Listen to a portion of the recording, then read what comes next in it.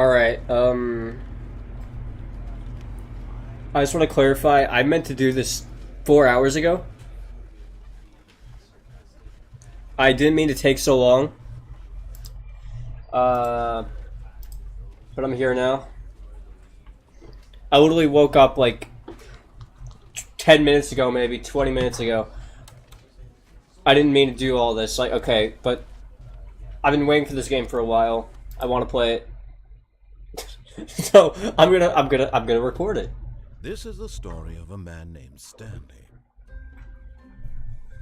Stanley worked for a company in a big building where he was employee number 427. Employee number 427's job was simple.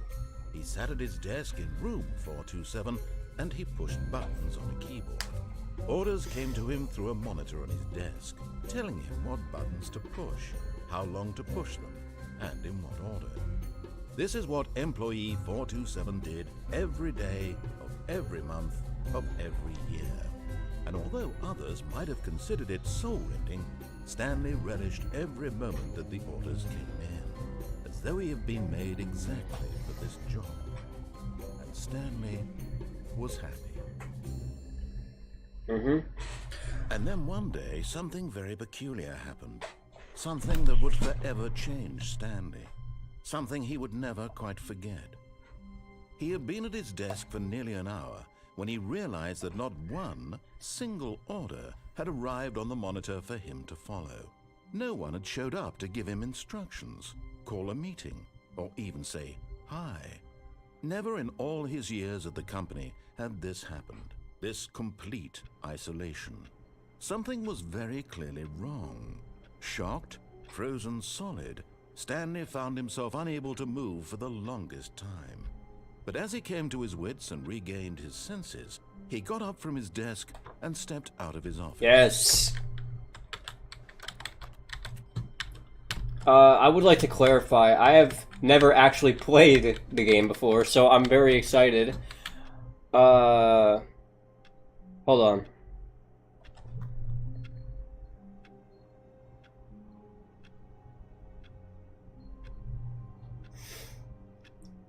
Alright.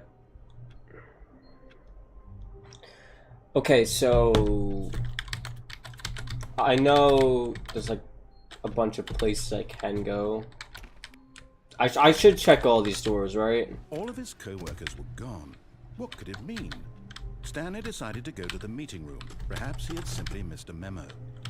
No matter how hard Stanley looked, he couldn't find a trace of his co-workers. I'm unsure if we're gonna see something like...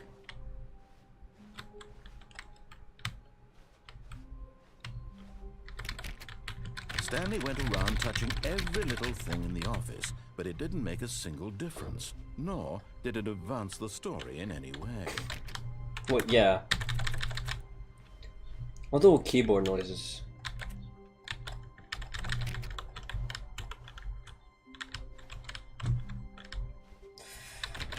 Oh boy. When Stanley came to a set of 2 open doors, he entered the door on his left. This was not the correct way to the meeting room, and Stanley knew it perfectly well. Perhaps he wanted to stop by the employee lounge first, just to admire it. Yeah, sure. Yeah, that's where I'm going. Ah, yes, truly a room worth admiring. It had really been worth the detour after all, just to spend a few moments here in this immaculate, beautifully constructed room. Stanley simply stood here, drinking it all in. Yeah. Okay, I'm gonna stop messing with them. Yes, really worth it being here in the room. A room so utterly captivating that even though all your co-workers have mysteriously vanished, here you sit looking at these chairs and some paintings. Really worth it. All the little buttons. I'm sorry for pressing them all the time. I just love them. Eager to get back to business, Yep. Stanley took the first open door on his left.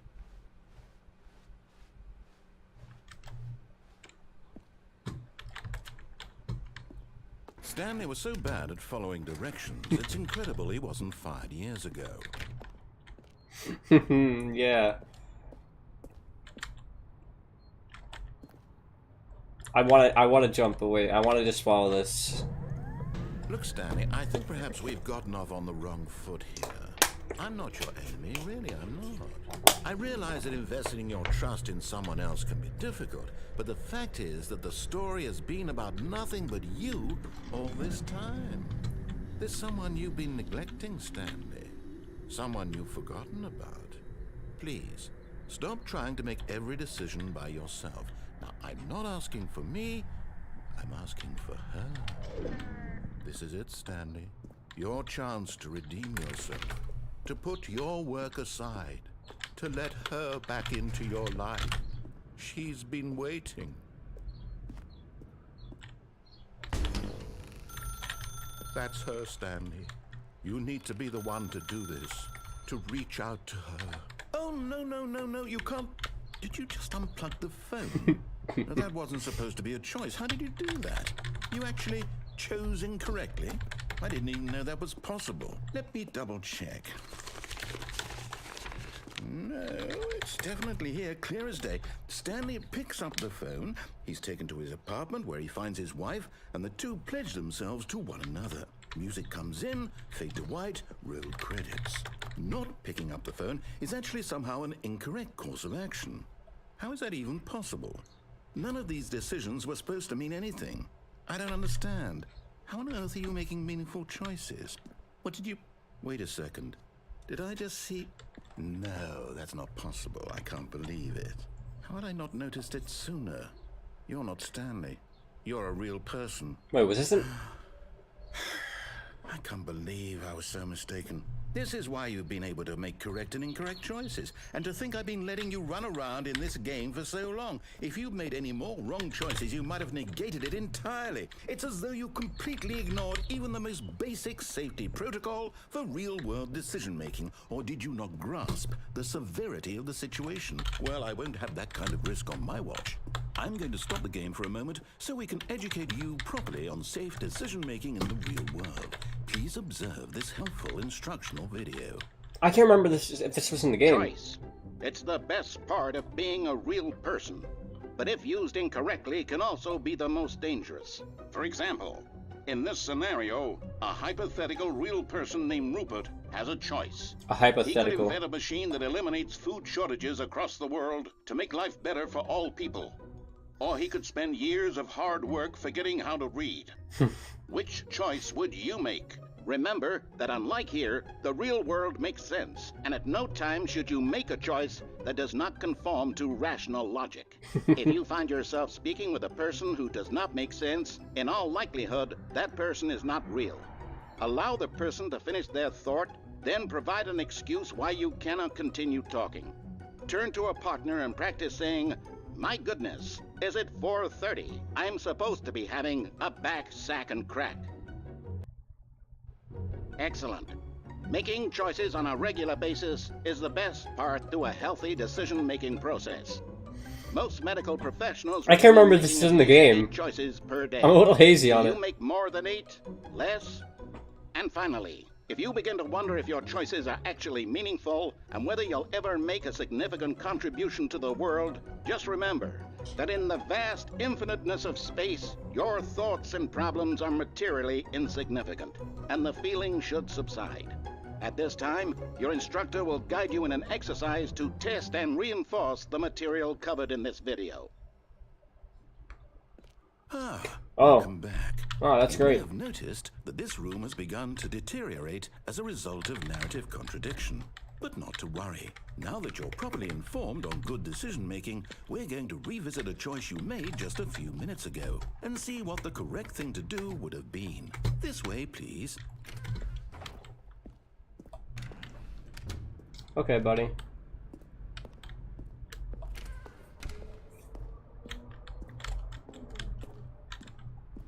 I didn't even try jumping yet. Why is this here? Now that we know your choices are meaningful, we can't have you jumping off the platform and dying.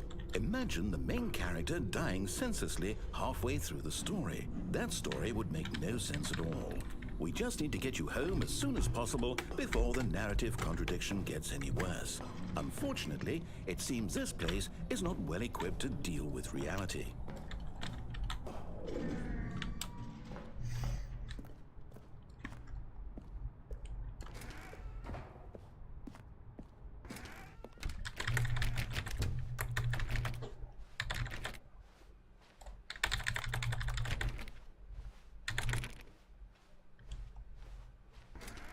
almost there. You'll take the door on the left, back to the correct ending, the story will have resolution once again, and you'll be home free in the real world.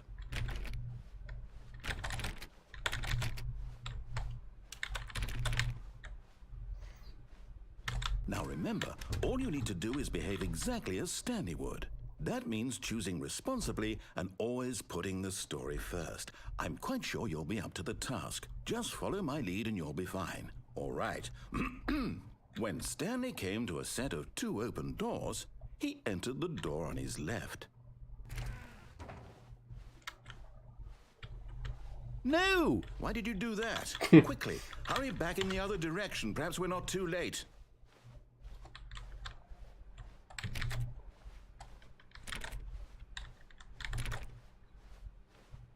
Oh, it's ruined. I can't believe, after everything we talked about, that my story, you've destroyed my work. Why? For what? What did you get out of that?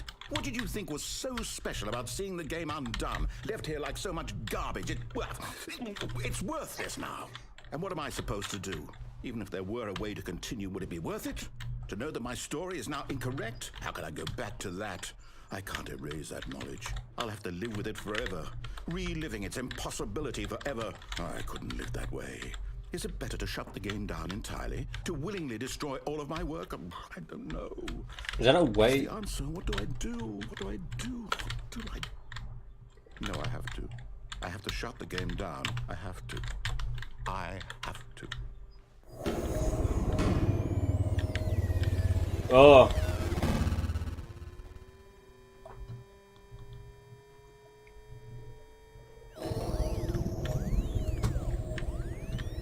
Can I go anywhere? Probably not. Oh, I'm here. I'm still here. Here in this pile of rubbish. With you. You. Who thought you were so clever. Now look where we are. My entire game is destroyed. It was the only thing in the world that was mine, and you've run it into the ground. What, did you think that would be funny? You just had to see? Didn't I impress upon you how important it was to be like Stanley? He actually knows how to do what I tell him to. He understands that if I say to do something, there's a damn good reason for it. That thought hadn't even occurred to you, had it? That there's a world outside of you?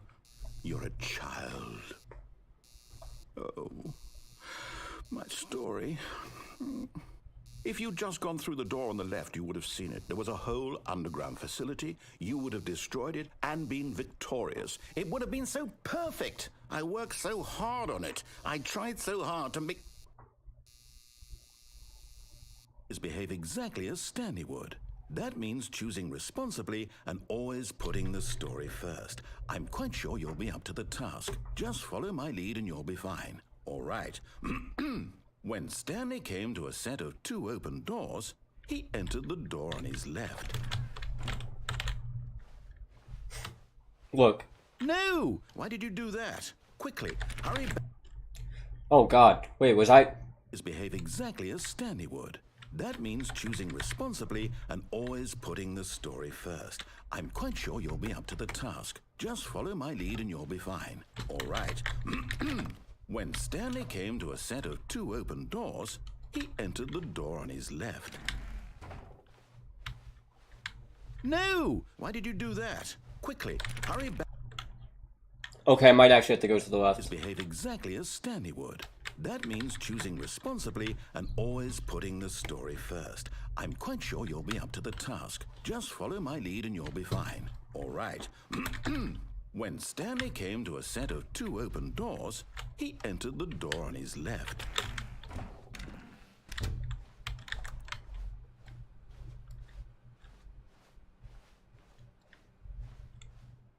Yet there was not a single person here either. Feeling a wave of disbelief, Stanley decided to go up to his boss's office, hoping he might find an answer there. Oh, there's the projector. I was about to say, where is it?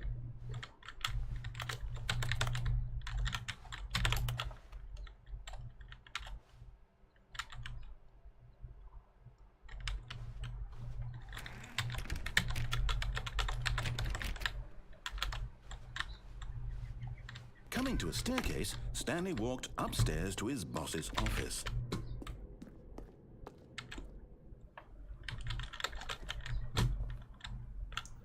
They took everything away from me. Like, I'm remembering how to do all these things as I go.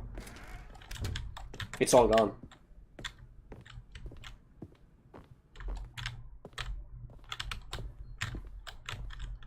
Stepping inside his manager's office, Stanley was once again stunned to discover not an indication of any human life. Shocked, unraveled, Stanley wondered in disbelief who orchestrated this, until he saw the door with a voice receiver next to it. Surely behind this door lay all the answers to his questions. And beyond all probability, he knew the passcode. He had seen it on his boss's computer just last week. Night Shark 115. Was this the code to open the door? Would it still work? There was only one way to find out. Stanley had been trained never to speak up, but now he would draw from within himself the courage to face the unknown. He drew a sharp breath and then spoke the code.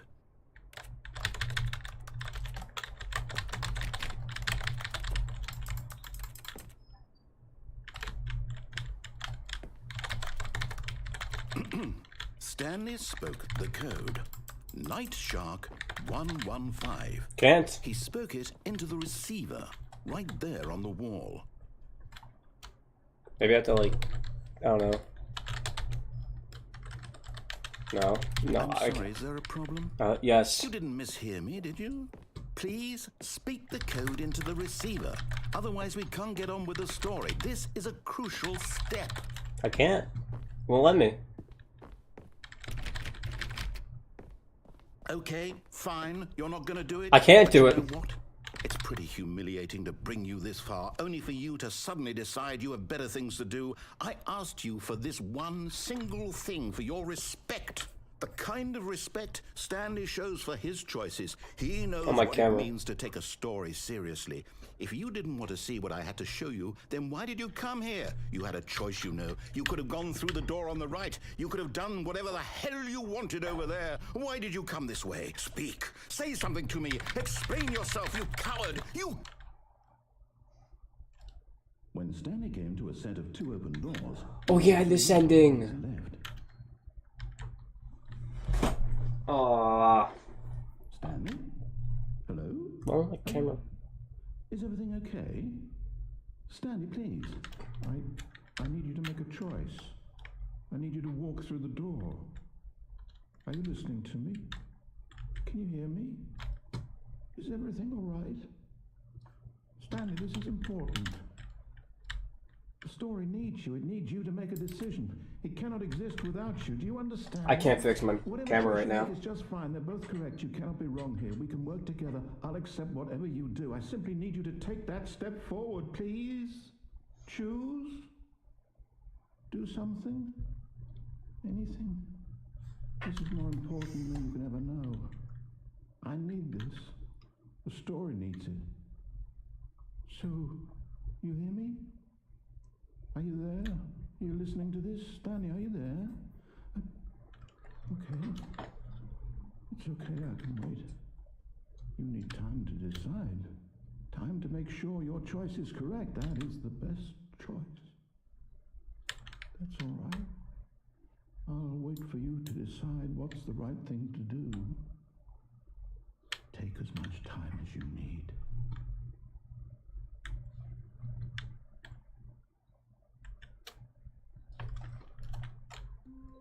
I'm gonna just take this chance to fix my camera because it's not working.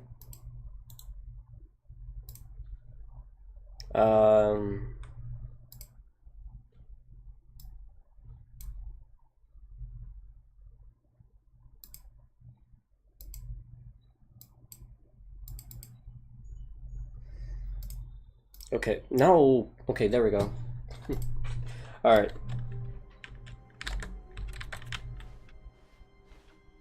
All of his co-workers were gone. What could it mean? Stanley decided to go to the meeting room. Perhaps he had simply missed a memo. Now I'm wondering, like, hold on. I'm wondering where to go beyond this.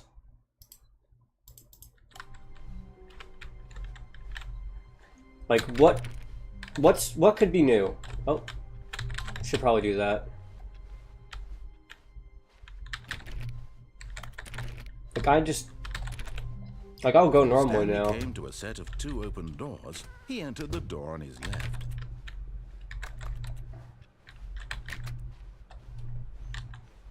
Yet there was not a single person here either. Feeling a wave of disbelief, Stanley decided to go up to his boss's office, hoping he might find an answer there. Stanley stepped into the broom closet, but there was nothing here, so he turned around and got back on track.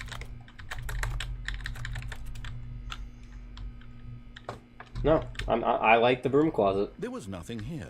No choice to make, no path to follow, just an empty broom closet. No reason to still be here.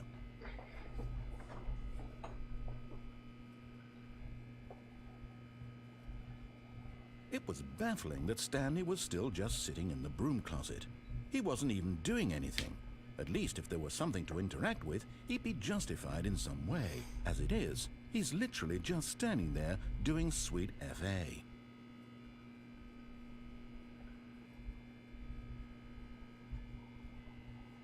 Are you really still in the broom closet? Standing around doing nothing? Why? Please offer me some explanation here. I'm genuinely confused.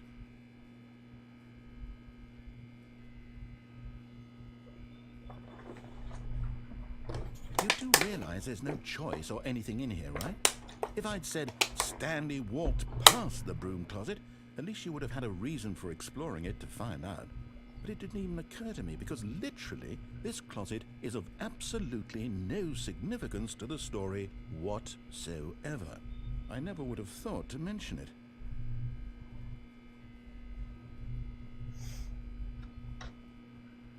Maybe to you this is somehow its own branching path. Maybe when you go talk about this with your friends you'll say, "Oh, did you get the broom closet ending? The broom closet ending was my favorite." I hope your friends find this concerning.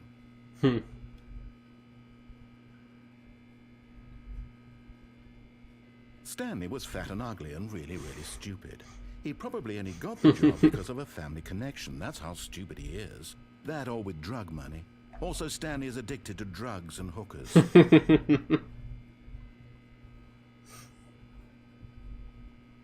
Well, I've come to a very definite conclusion about what's going on right now. You're dead. You got to this broom closet, explored it a bit, and were just about to leave because there's nothing here, when a physical malady of some sort shut down your central nervous system and you collapsed on the keyboard. Well, in a situation like this, the responsible thing is to alert someone nearby so as to ensure that your body is taken care of before it begins to decompose. Hello? Anyone who happens to be nearby? The person at this computer is dead.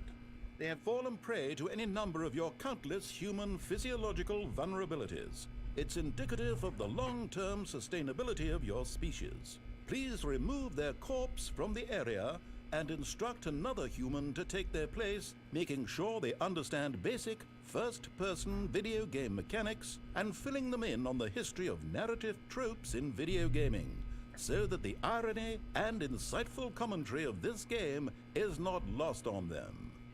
All right, when you've done that, just step out into the hallway.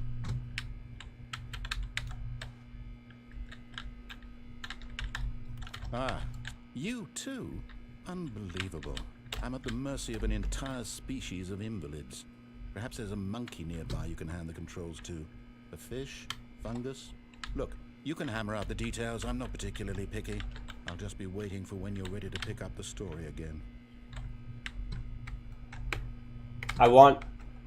Isn't there an achievement for this?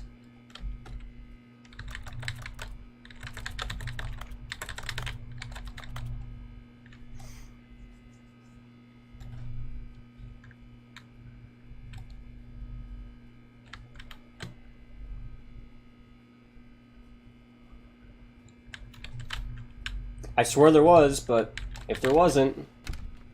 Oh, you can literally just close the door.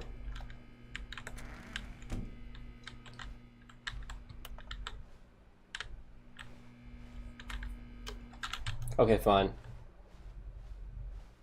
Coming to a staircase, Stanley walked upstairs to his boss's office. I want to branch a little.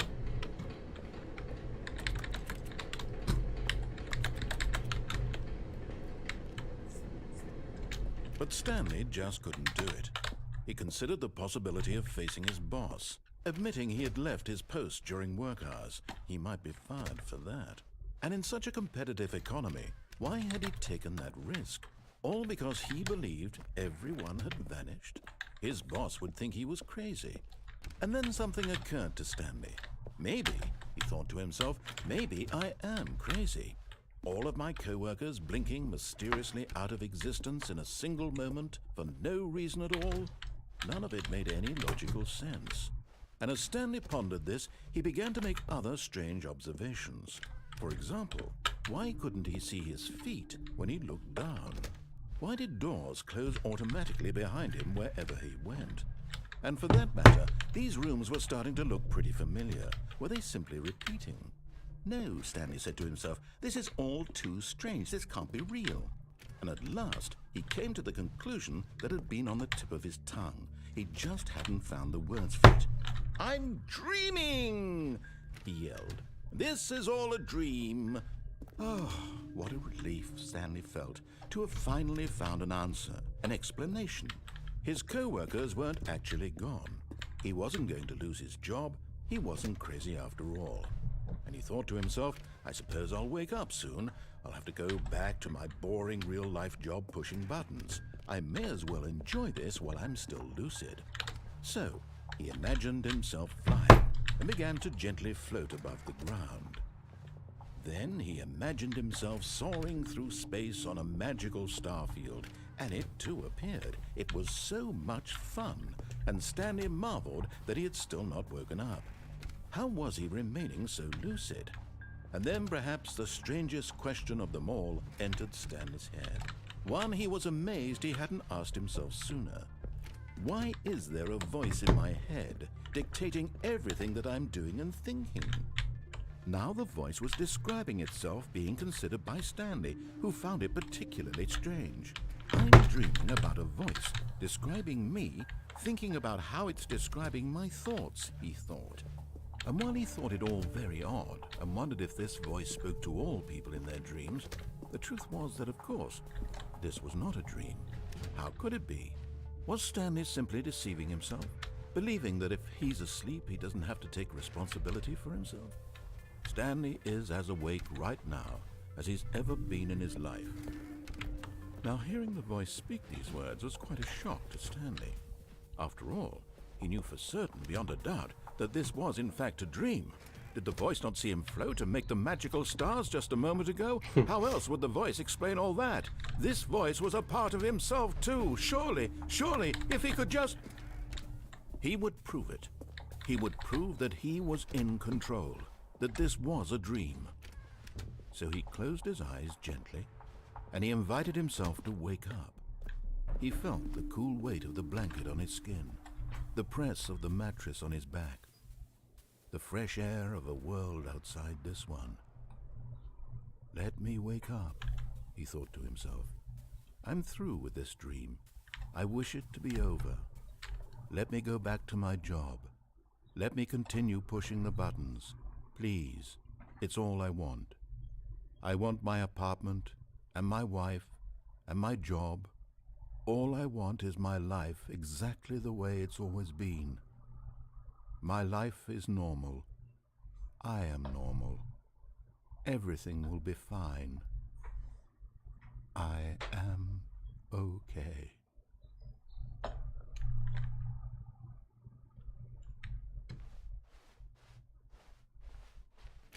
Stanley began screaming. Please, someone, wake me up. My name is Stanley.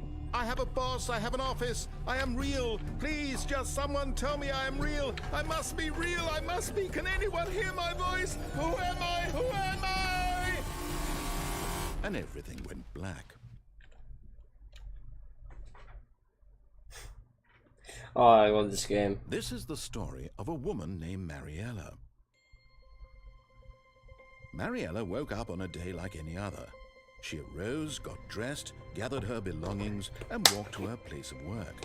But on this particular day, her walk was interrupted by the body of a man who had stumbled through town talking and screaming to himself, and then collapsed dead on the sidewalk. And although she would soon turn to go call for an ambulance, For just a few brief moments, she considered the strange man. He was obviously crazy. This much she knew. Everyone knows what crazy people look like. And in that moment, she thought to herself how lucky she was to be normal. I am sane. I am in control of my mind. I know what is real and what isn't. It was comforting to think this, and in a certain way, seeing this man made her feel better. But then she remembered the meeting she had scheduled for that day, the very important people whose impressions of her would affect her career, and by extension, the rest of her life. She had no time for this, so it was only a moment that she stood there, staring down at the body. And then she turned and ran.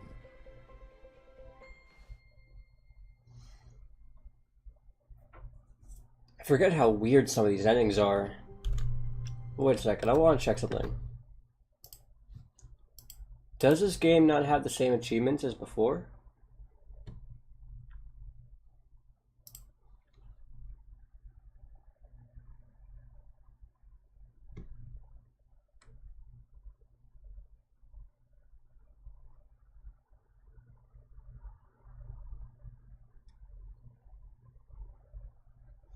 Super go outside. Don't play the Stanley Parable for 10 years.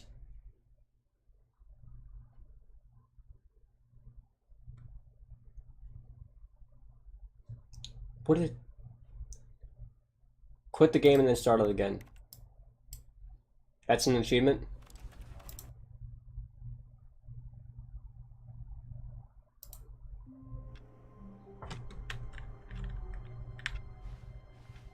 All of his co-workers were gone. What could it mean? Stanley decided to go to the meeting room. Perhaps he had simply missed a memo. I might try doing some of these achievements. Maybe it'll lead me somewhere.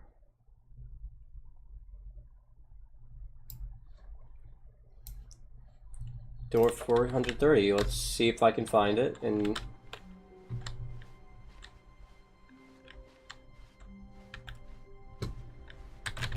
Oh, please.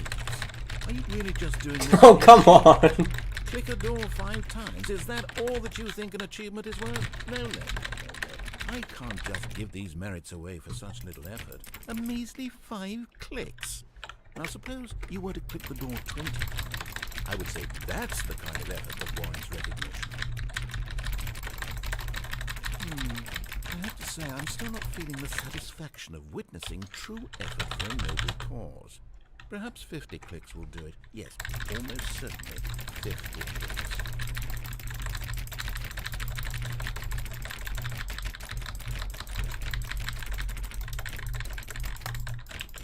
No, I'm still not feeling it.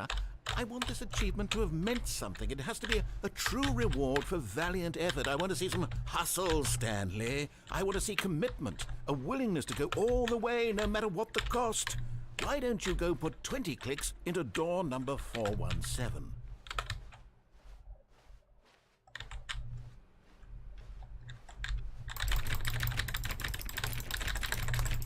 Oh, great. Now, go click a few times on door 437.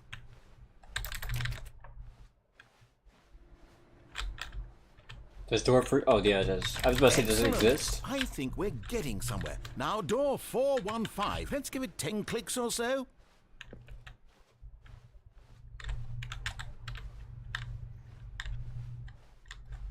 Whoa. New content. Sorry. Lost interest. I'm leaving. Bye. New content. I need it.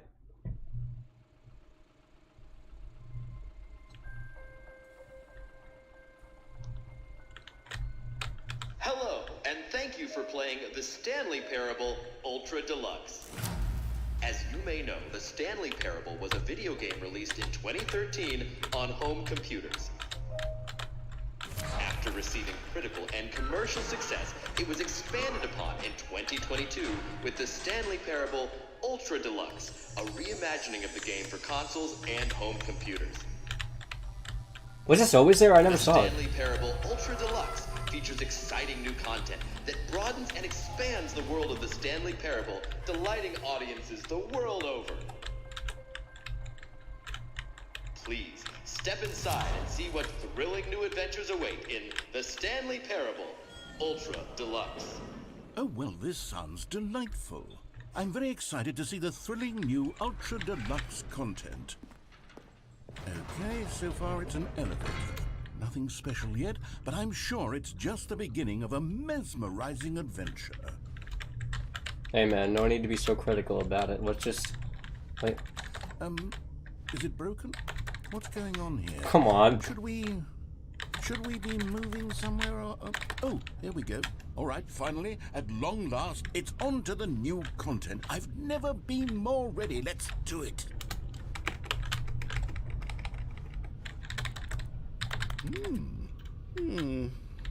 I have to say, initial impressions of Stanley Parable Ultra Deluxe, mostly tedious.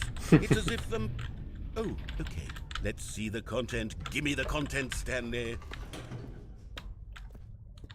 All right, let's see. It's the jump circle. We can jump now. You couldn't do that before. This game has tons of new content. I saw an achievement relating to this, so I'm gonna do it.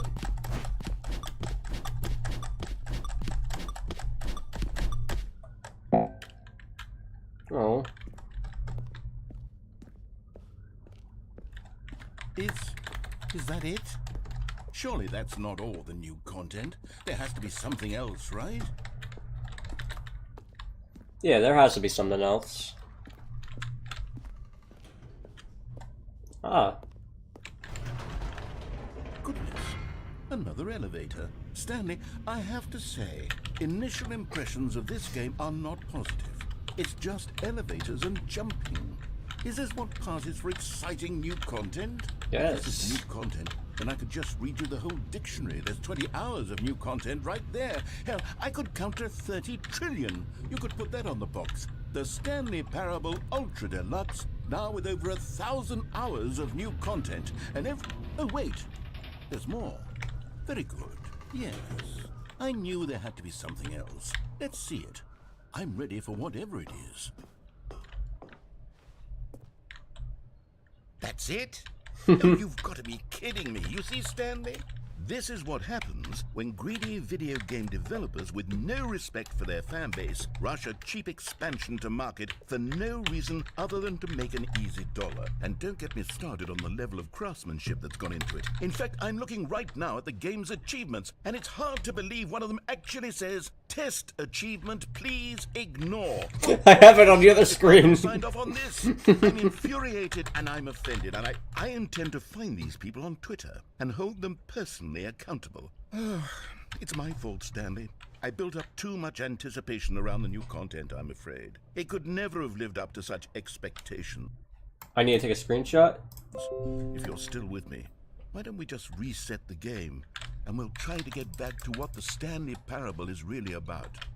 No frills, no gimmicks. Just you and me having a great time together like always. What do you say, friend? I need to go on Twitter. Whoa. Okay, wait, there's new stuff, but wait, I gotta tell him.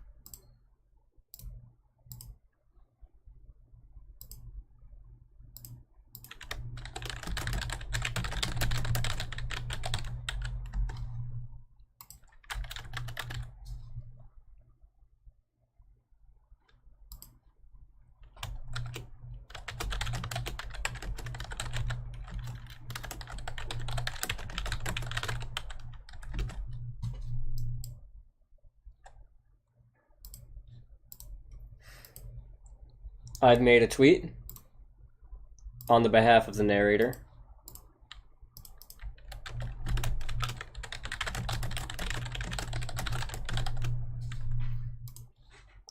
Okay.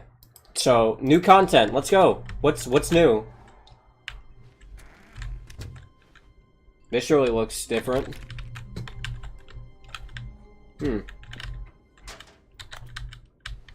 Huh? Psst. Stanley, come over here. In the vent. I want to show you something. But wait, okay, wait. Oh no, that's to the old content. No, I gotta see the new content. Like,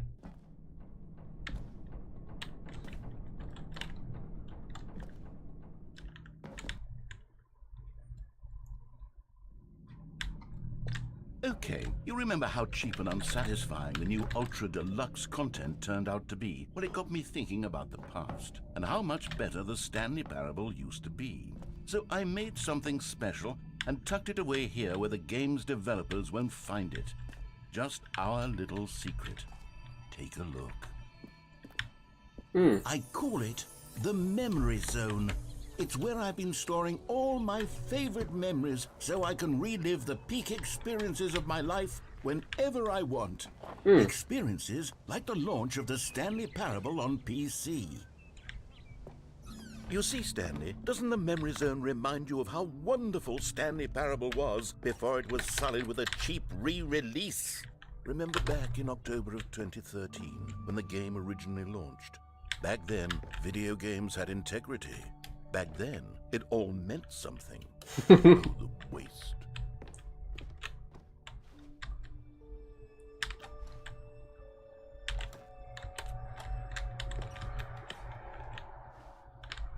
smile because it happened. Is that on the list? No. No, it isn't.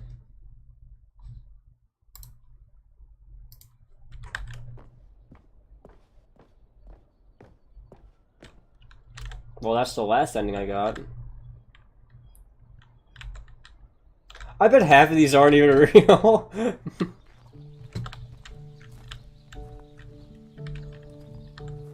And over here is where I keep reviews of the Stanley Parable. Like this stunning triumph of games journalism, 10 out of 10 from Destructoid.com. James Stephanie Sterling writes, and I quote, "Where so many games that aspire to be more than games end up less than any form of art, Stanley Parable strives and then succeeds to be every game ever created."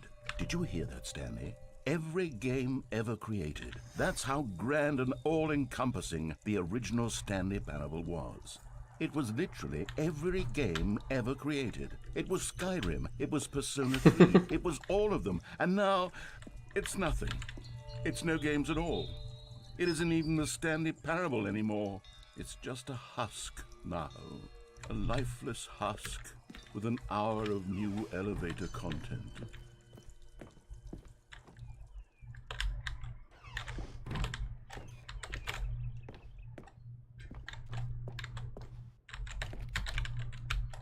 Well,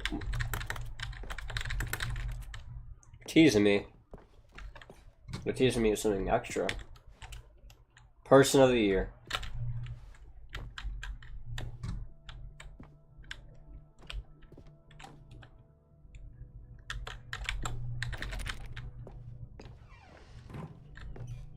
Here's another moving passage, this time from GameSpot.com.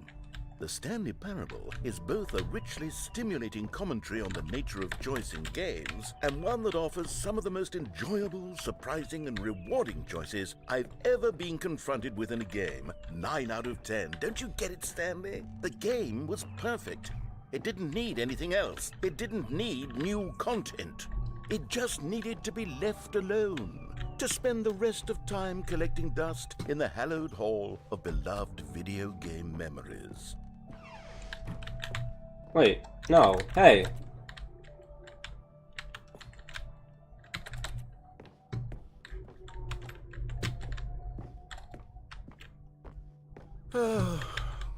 These were simpler times, Stanley. What I wouldn't give to go back, to have it all over again. Wait, hang on. I don't recall this part of the memory zone before. What's this? What's down here? Oh no. Oh God, no. Stanley, it's a collection of reviews from Steam, the online video game distributor. I haven't looked at these in years. I can't even imagine what's been collecting down here. Surely these reviews were glowing as well, weren't they?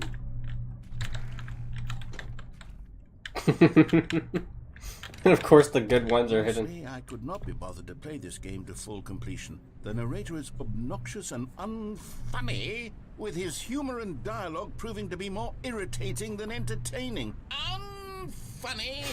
I'm not trying to be funny. I'm trying to make a serious work of art.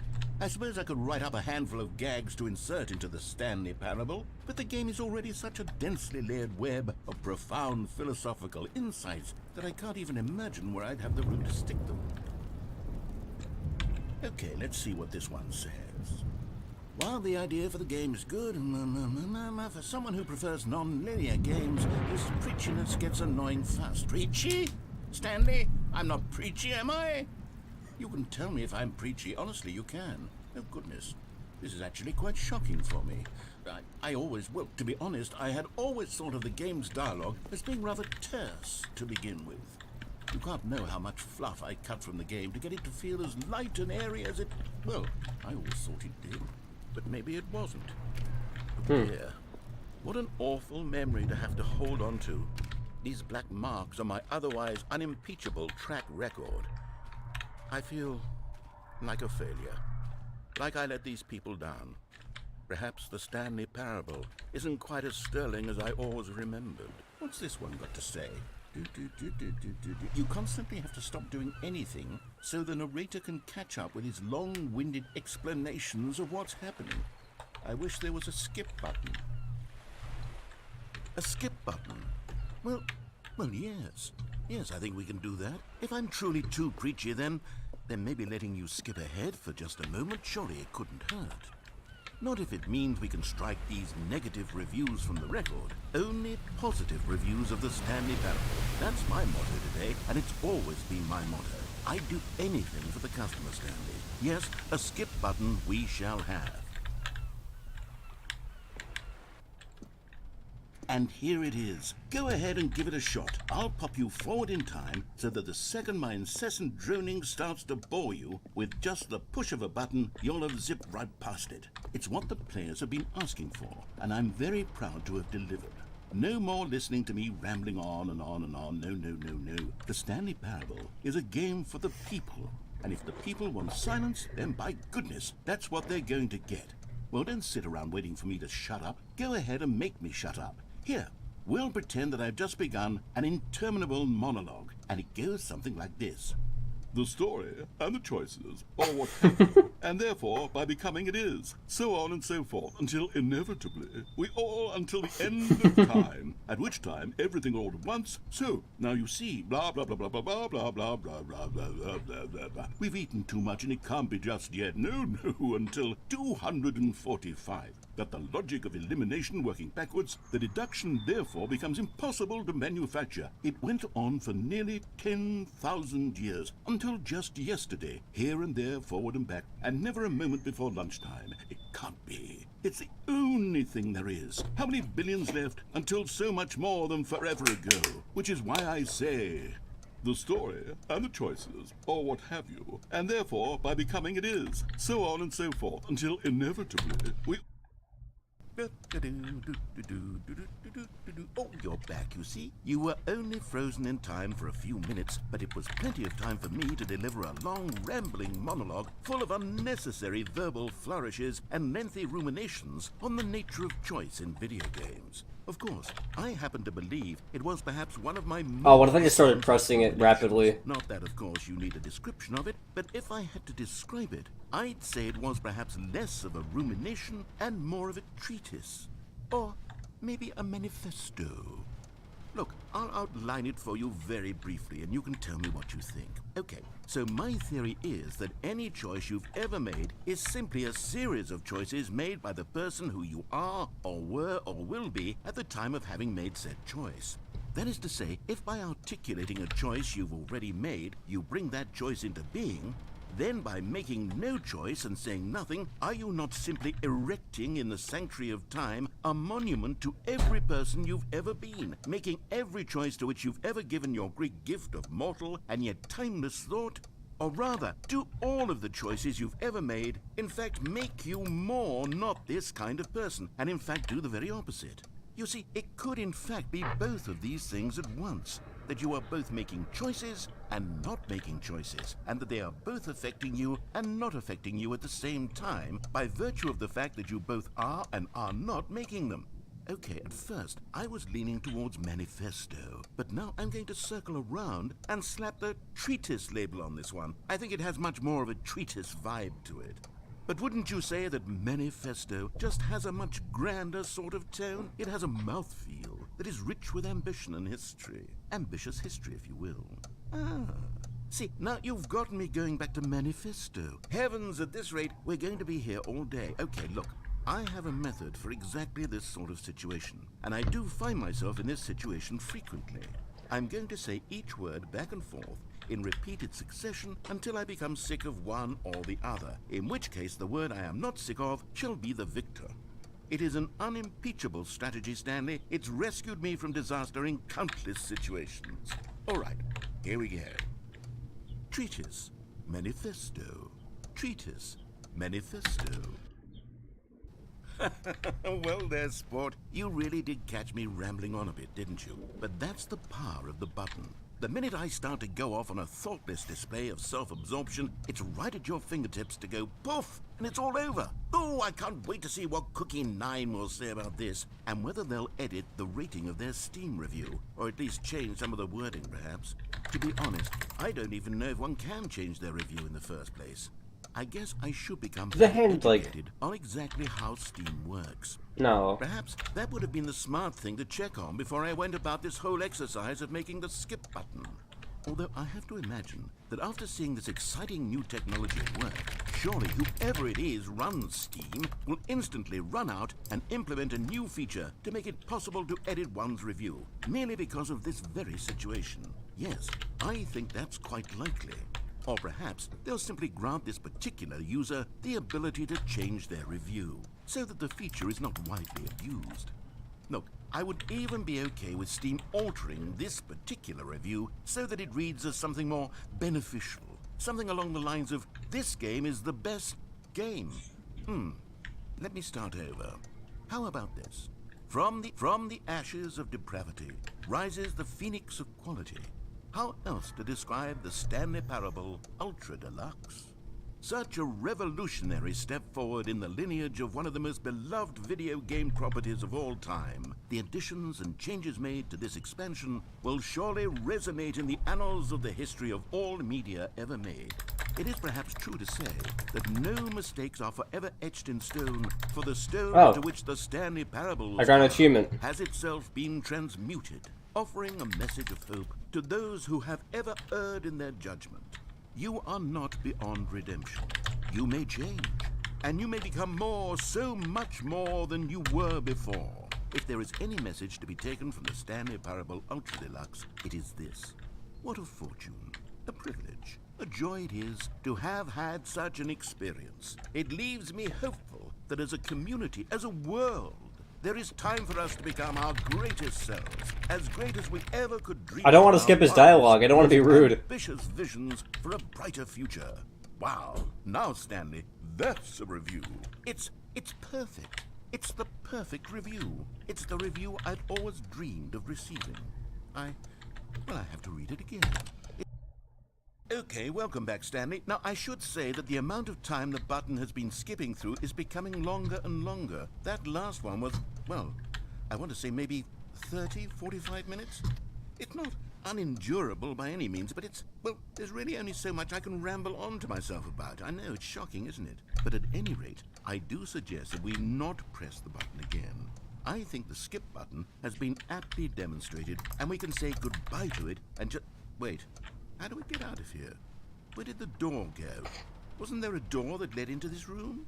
I do feel quite certain that there was one here before. How else would we have gotten into the room in the first place? I don't think one can enter a room without a door of some sort, or a window, or something like that. Do you see a window anywhere? A porthole? A sufficiently large crack in the wall? I'll take any of these. All I want is for us to move on and to please step away from the skip button, to go anywhere other than the skip button. There was a door here before, wasn't there? I swear there was. Where did it go? Stanley! Stanley, please don't push the button again. It's been 12 hours. You've just been frozen there. I don't know why the skips are getting longer, but they're really, truly getting longer, and my God, there's no way out of the room. Stanley, the door is gone. It's completely gone.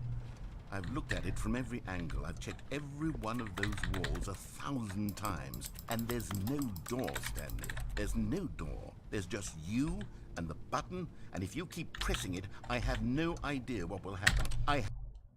Oh, Stanley, you're back. You're back. Oh, my goodness. I have someone to talk to again. Stanley, I think it's been a week. Or 2 weeks. I've been sitting... It's glowing at me now. Just sitting here, not a single person to speak with. And you'd think that that's just how it's always been, right? Me talking, and you saying nothing. Would you think that it's exactly the same as always? Doesn't that feel like what we've already been doing? Me just talking? But it isn't, Stanley. It isn't the same at all. It isn't even close. Because I know you can't hear me once you push that button. That's what I'm realizing now, Stanley. I'm realizing that I needed to know that someone was listening.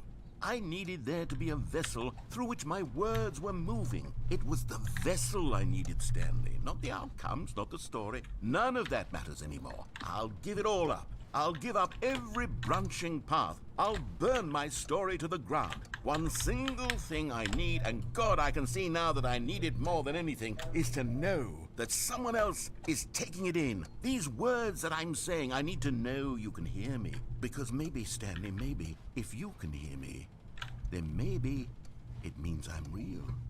Maybe I'm not just a fiction. Was I scared of that all along? Perhaps, yes. Perhaps I've been scared this whole time. But if I stop speaking, I'll slip backwards into the silence and be consumed by it. I can't be taken by it, Stanley. I can't lose myself in the stretch of emptiness between you and me. When you press that button, you're still right there, but I know you're so tremendously far away. And in those moments, the emptiness folds itself outward in between the two of us, and I am suspended in its unyielding quietness. I can feel the edges of my reality curdling inward and decaying. I can tell that I am becoming less and less real. Yet to speak to you now, I am alive. I am truly and completely here. I am a being. I am someone. I am something. I am being listened to. I am being recognized. The emptiness between us has collapsed, and I feel right now like I am not a work of fiction. I feel as though I occupy space in this world again, and I have cast a shadow onto the wall. You see what I'm saying, don't you? You can see what this means to me. I'm so clear about it now, Stanley. I feel as certain about this as I've ever felt about anything at all. I feel renewed. I feel restored, and already I can sense the looming silence as you will press the button for the next time. What a terrible dread it strokes in my heart to think of it. To think of returning to such coldness. Come, let us sit in silence together here for just a moment. Let us anticipate it. Let us welcome it. Let us not run from it.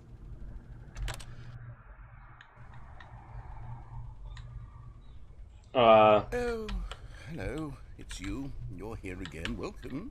I have had time to think about you and about us and about everything we've been through. I've had so much time. I stopped keeping track after a year. Have you ever sat down in one place and not moved for one entire year? Let me describe it for you. To begin with, there is only regret.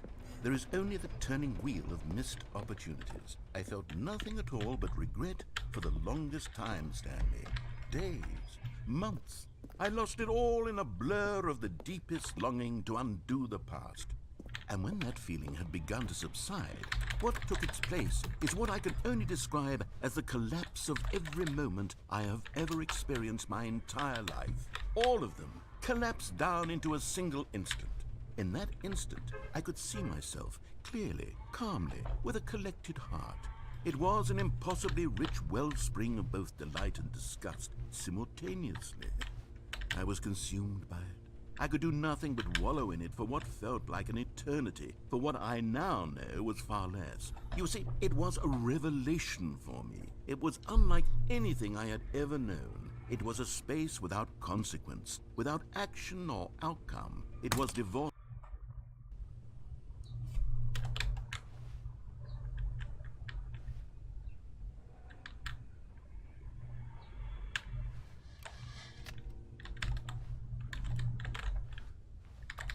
Did I just kill him? Because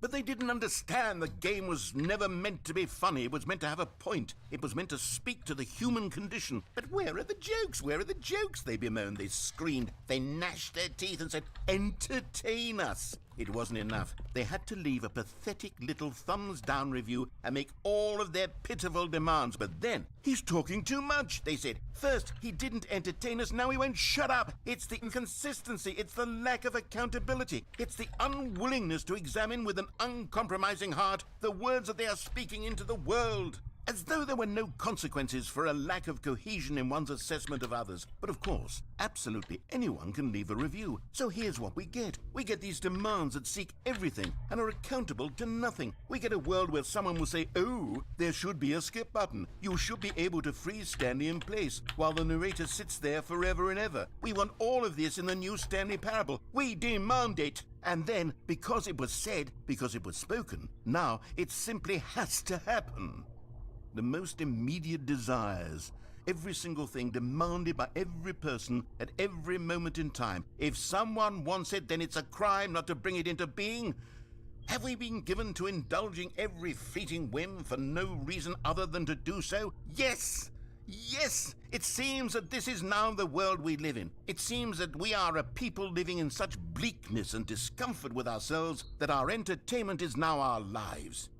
It has come to represent us. It absolutely must speak to who we are as people, because otherwise, without our entertainment, we have nothing. Without entertainment, we would have to face inward toward the cruel bleakness inside ourselves. We would turn to look at our deeper nature and find a resounding emptiness gazing back with unyielding aggression. And so because of this, we require that our amusements and our playthings and our flights of fancy be so impossibly captivating that they consume all of our attention, turn our heads completely away from the bleakness. In effect, we have demanded that our entertainment be the collapse of ourselves.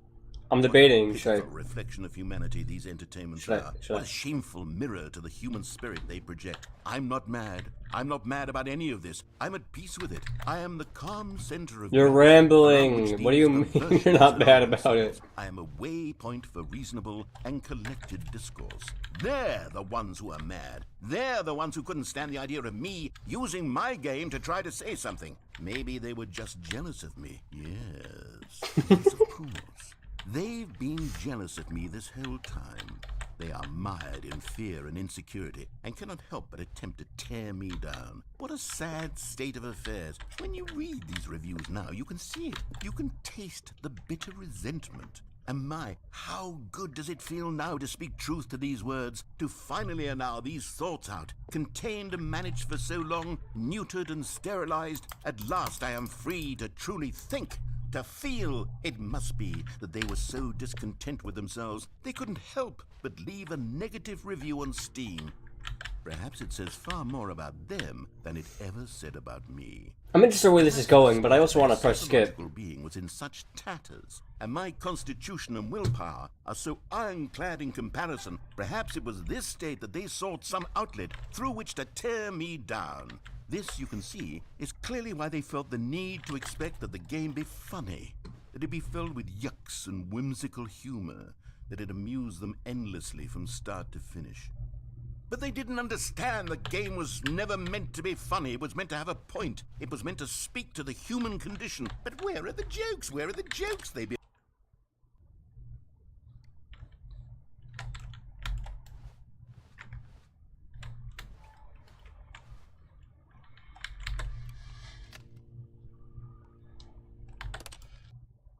The end is never the end, is never the end, is never the end, is never the end, is never the end, is never the end, is never the end, is never the end, is never the end, is never the end, is never the end, is never the end, is never the end, is never the end, is never the end. I'm getting really unsettled by all this.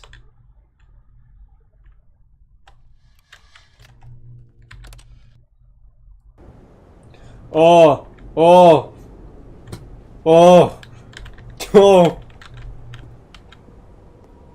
oh God.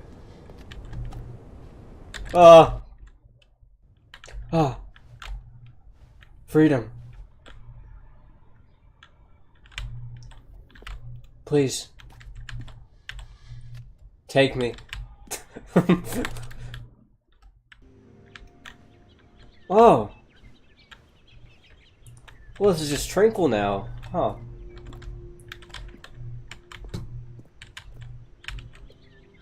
Did the narrator break out? Is that what's happening here?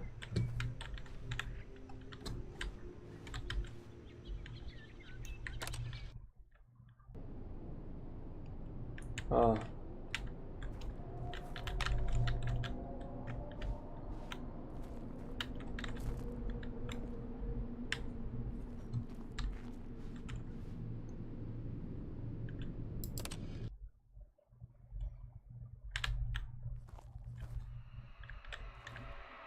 Oh.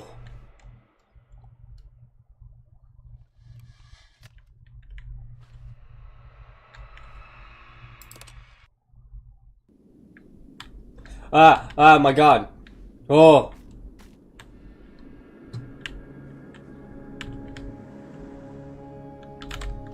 The bun's broken.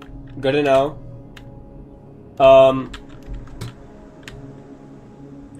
What?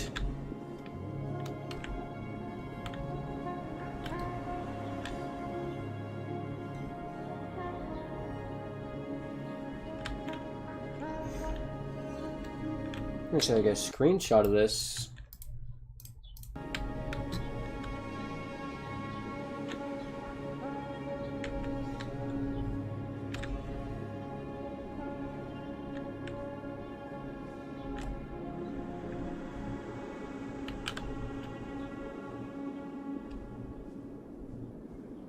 Whoa.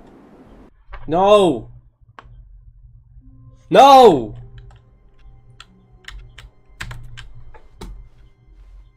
All of his co-workers were gone.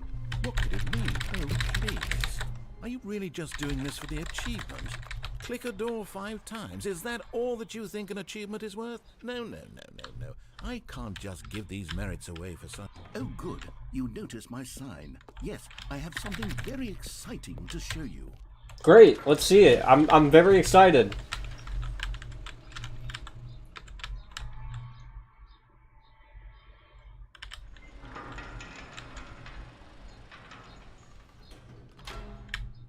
What's there, though?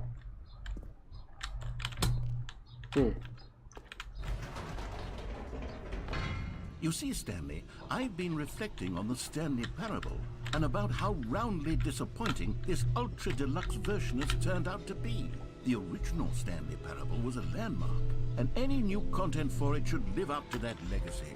So forget this ultra deluxe nonsense. I say we take it one step even further. Which is why I'm very proud to announce for the first time ever, the Stanley Parable 2. Awesome.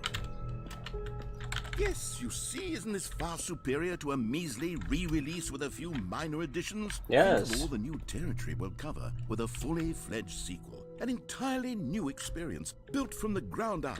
Why, there are so many possibilities. It could go in so many different directions. This is what fans have truly been asking for. That is what we've been asking for. Wow. Calling it the Stanley Parable 2 is just so much catchier than Ultra Deluxe, don't you think? Ultra Deluxe? What does it even mean? But the Stanley Parable 2, now that's an artistic statement right there. It's future-oriented. I like this logo. It screams progress and innovation and long-term franchising potential.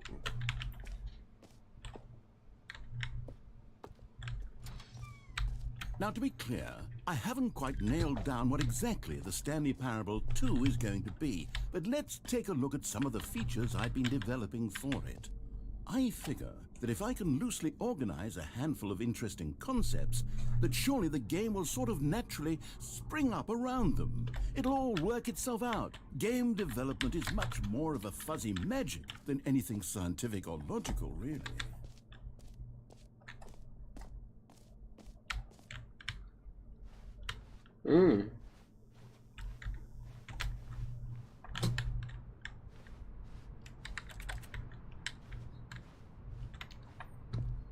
Narrative really means business here.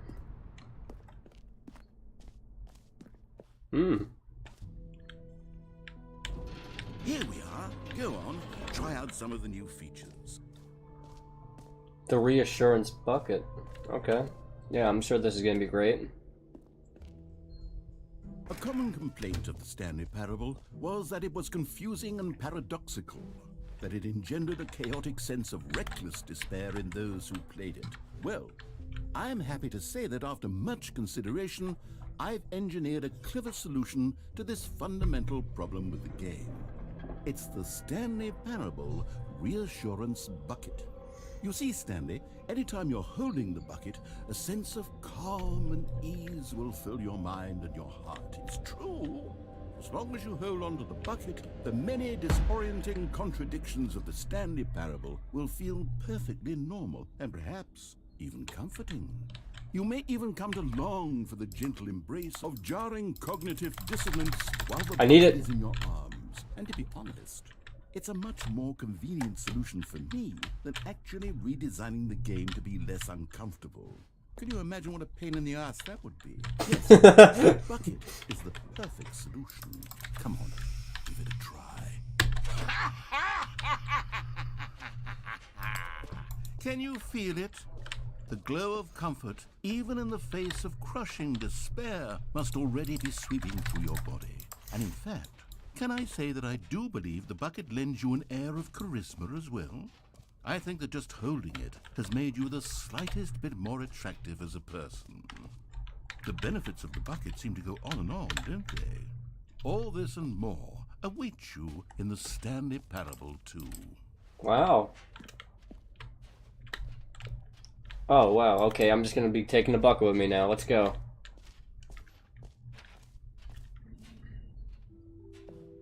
Does anyone give out awards for most enjoyable bucket in a video game? That really should be an award if it isn't already.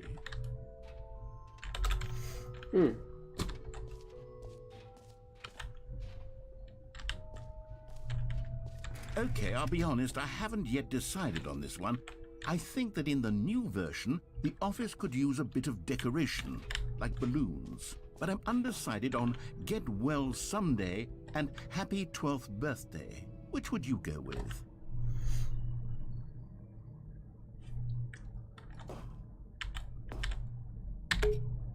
You know, sometimes when you solicit another person's opinion, it makes you realize that you knew which one you actually really wanted all along. Get Well Someday it is. Oh my god, new achievement. I need it. I love these.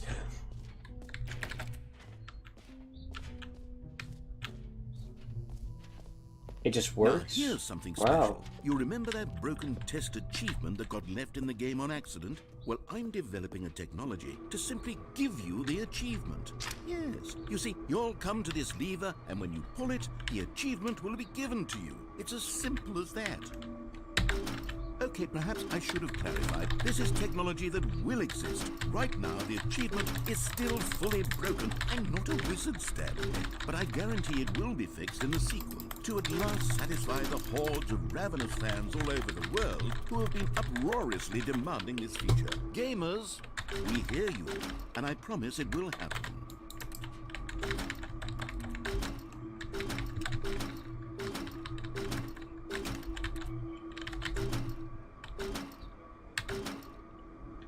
I need it. Give it to me.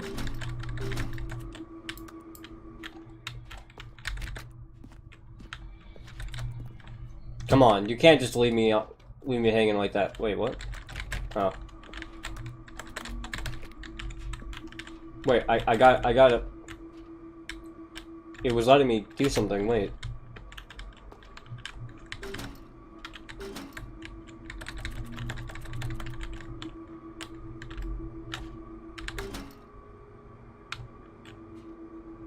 Is that Morse code?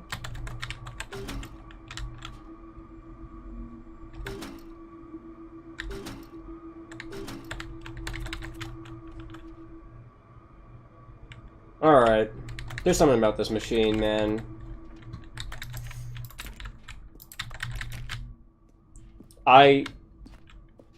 What's over here?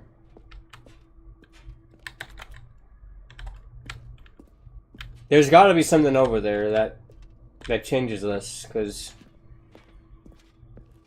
I don't know. Give me a moment. I'm not looking at anything up, I'm just gonna ask my friend who's played most of it already, probably.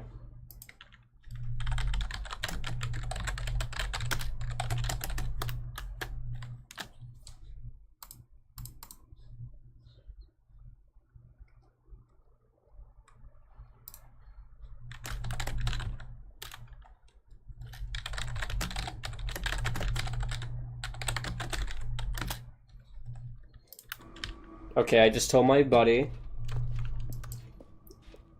that has probably played it.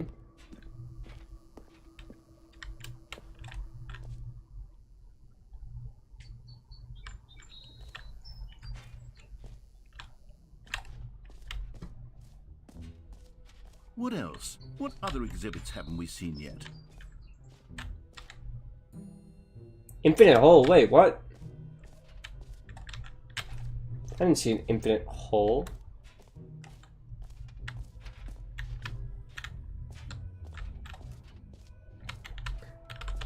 Or actually, maybe I should have gone with... No, I've made my decision. We're moving on.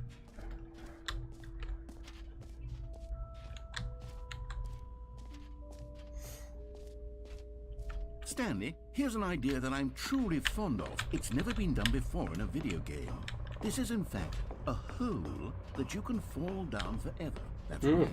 Infinite falling. You can fall until the end of time, if you like. A stunning leap forward for video games as a medium.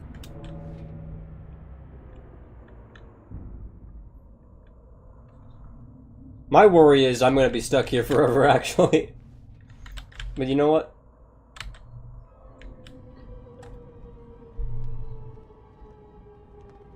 You see, isn't it wonderful? One of my more ingenious concoctions, if I do say so.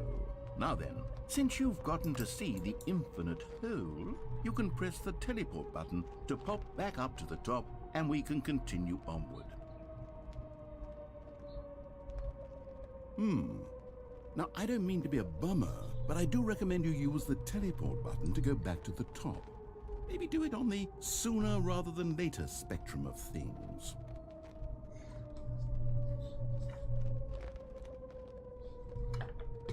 Okay, Stanley, I don't know quite how to say this tactfully, but it's possible that I slightly exaggerated the infinite nature of the hole.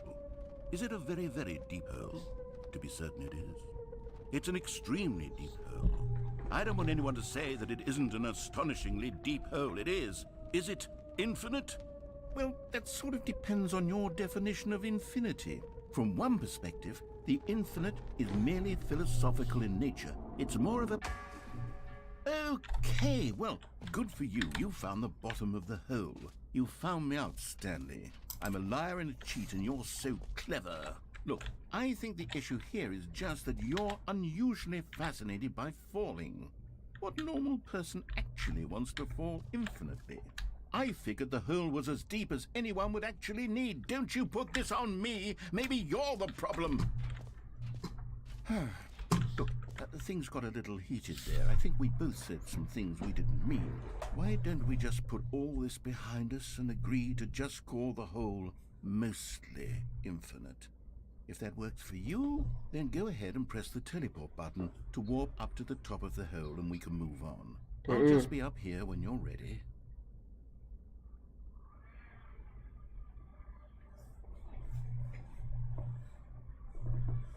I don't think I'm happy about it.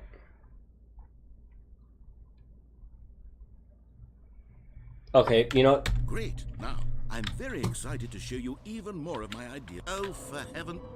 You see, I was right. The problem is you. The problem is that you like holes too much. Not normal. A normal person would have said, yep, that's an infinite hole right there. Goes on forever till the end of time. Don't need to see it all, but not you. Oh, no, no, no, no. You have a weird sort of... Oh.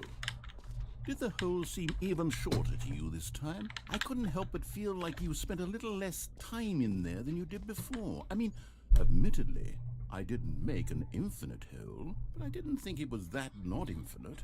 Well, I suppose once again there's nothing to do here. If you decide you've had enough of the hole, you can hit the teleport button and come join me up above. Had enough? I'm positively thrilled. Oh gosh, how could I have guessed? You're back in the hole. If this starts to become a thing where... Wow. Okay. Yes. I'm starting to become extremely certain that the hole is not only not infinite, but that it's growing steadily less and less. Just the two of us. I suspect that I'm starting to hit the point where it's no longer feasible to call the hole infinitely deep, even by the lax overall standards for accountability and marketing. What's going on here? Stanley, I have no explanation for the uncertain nature of the hole's length. Here, let's try something. Let's pop back up to the top, and we'll see if it gets any shorter.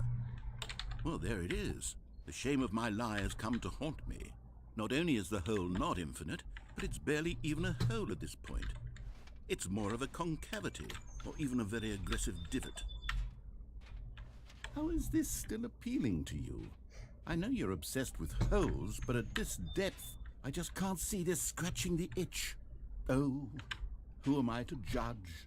You just do whatever it is you're here to do and hit the teleport button when you're ready to move on. Uh-oh. Is the, teleport button not working? You sure? Well, I mean, I really don't have an explanation. It was working just a moment ago. Try it again. Still nothing? Well, I suppose there is one thing I can do to fix this. I'm out. Goodbye, Stanley. You couldn't bear to be away from me. Now you'll get more time with it than you could ever have asked for. It's a win for everyone. You get to be with the hole. I get to do literally anything else. Take care, Stanley. I hope you and the hole have a wonderful rest of eternity together. Hey.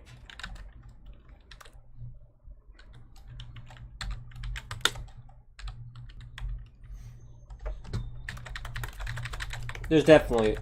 Whoa.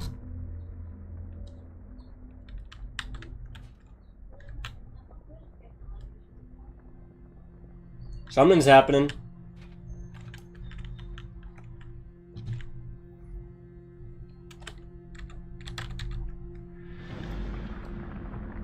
Uh-oh. Uh-oh.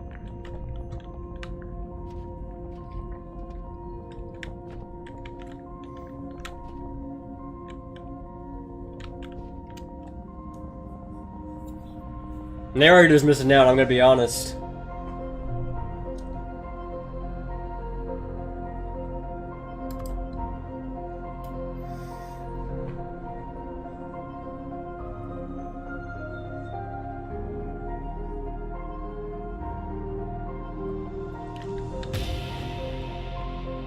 What?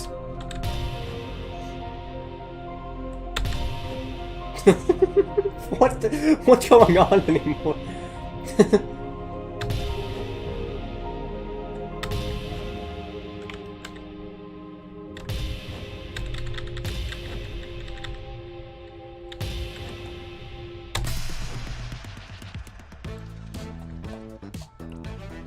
What's going on?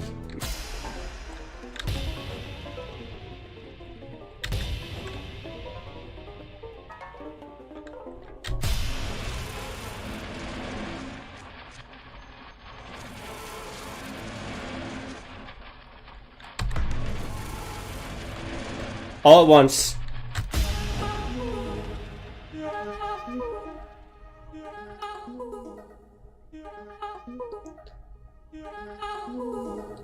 My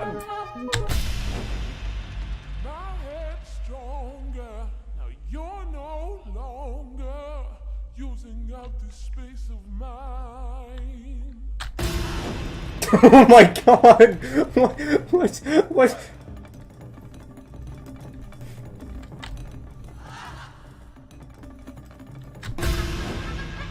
Wait, whoa. Ah! Just what I wanted. I need a screenshot of this one. My friend just DM'd me. Pathetic.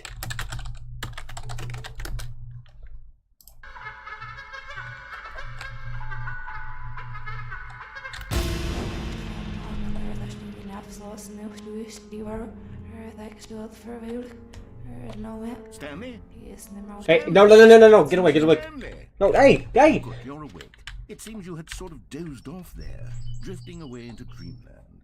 But we can't have that, Stanley, because this hole is just so darn fascinating that I want you to be wide awake for every second of it. You don't want to miss a single moment.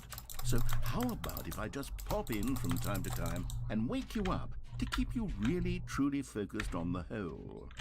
From the looks of things, you and I will have many, many years here in this hole, and I'm looking forward to all of them. Stay alert, Stanley. I'll be back. Toodlepip.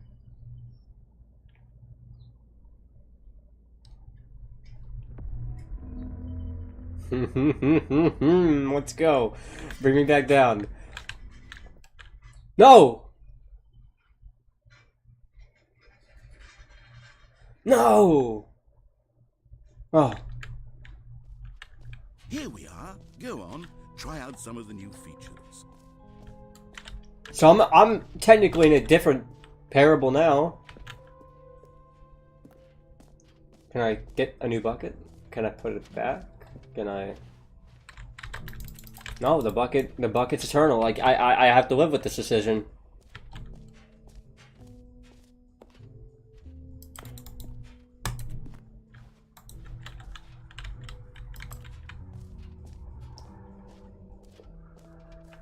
I made this decision. I have to live with it. Oh my god, a new achievement. No way.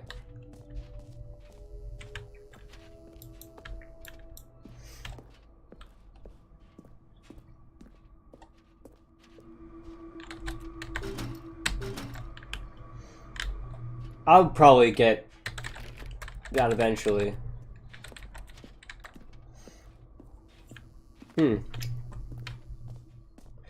Man, I don't want to stop playing. This is just adventurous. This is amazing.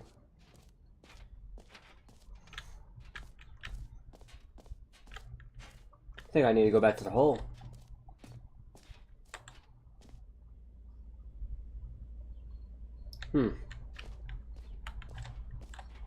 No. No. You can't. Really? But I worked so hard for it. Okay, fine. You know what? Let's bring the jump circle back for Stanley Parable 2 as well. It's... Oh, wait. You already spent all your jumps the first time we saw the jump circle. Oh well. I suppose it can just be a nice decorative piece then.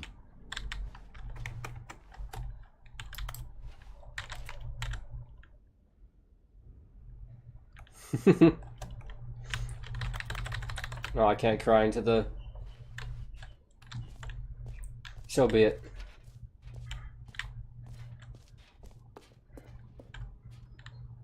Can you find them?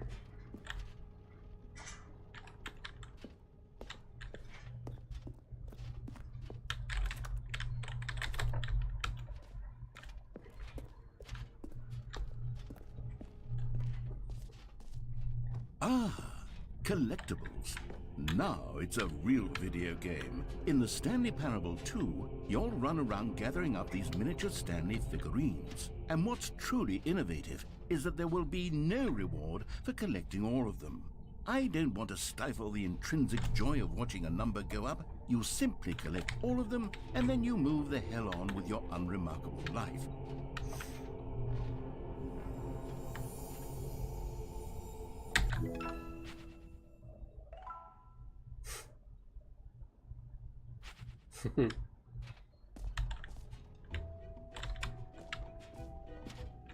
God, it really is the worst when you collect everything in a video game and then they give you a big fancy reward for it. Absolutely tragic.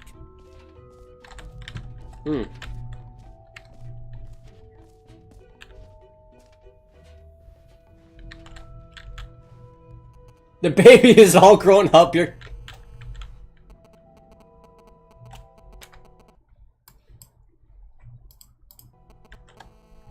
What's the hotkey for taking a screenshot? Was it?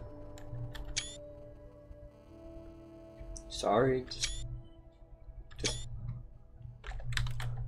ray traced.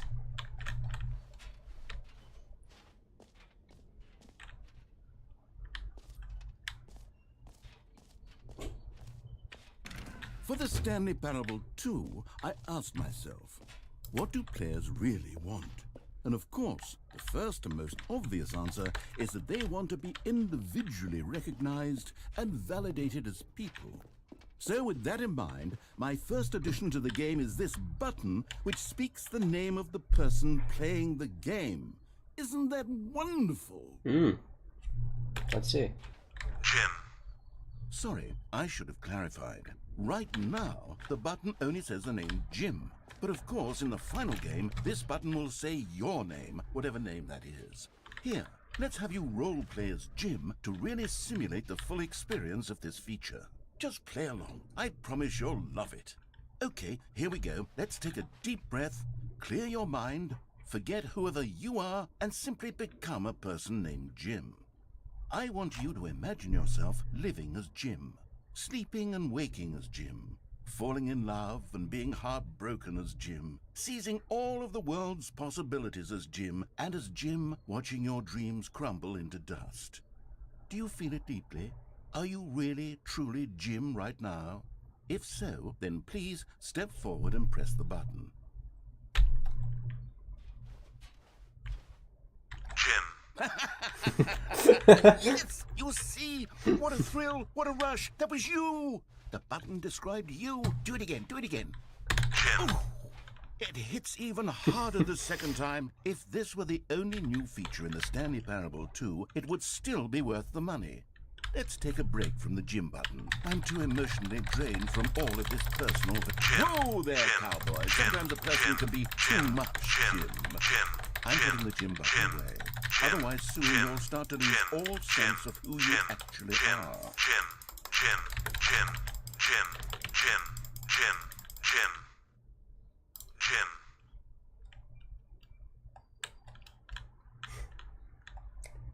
Alright, so I'm getting DMs on Discord from Jack. EnderJohn. Jim. Okay, you know what? That's enough. That's enough. I'm getting a bit too carried away.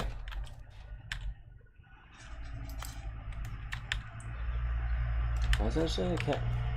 Can I get closer? No.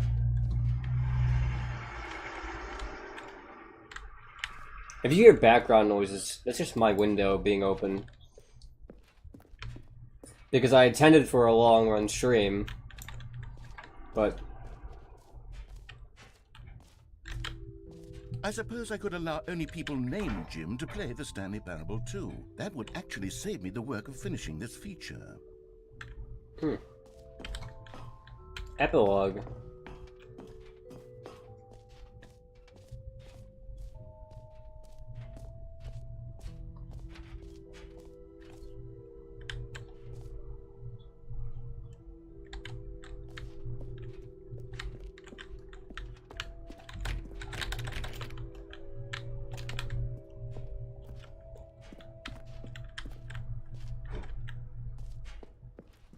It all leads me back to the achievement.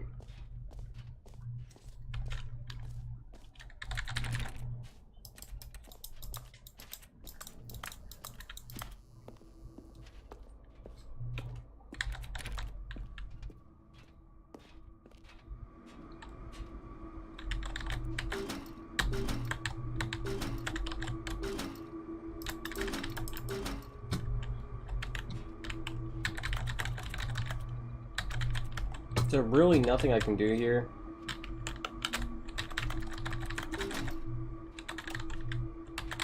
That's a shame.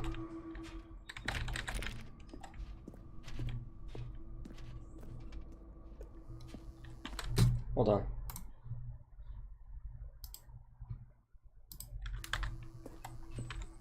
Okay, I'm gonna get a drink real quick because this is something I gotta like, you know, just. I'm gonna be here for a while, so I need water if I'm gonna keep doing this. So give me a second. Well, there goes my headphones. I just dropped them.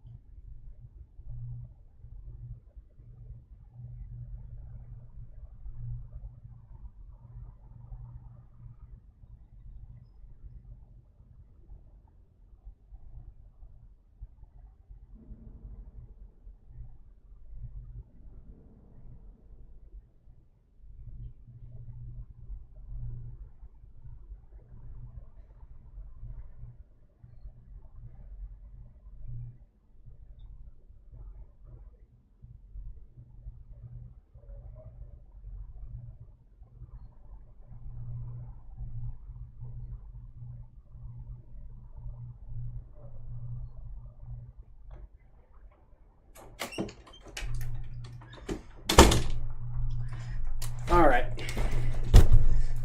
2 water bottles. Where's my headphones? Okay. I hope not Stanley, the narrator, hope he doesn't mind. Exit. Oh. There can't be an exit.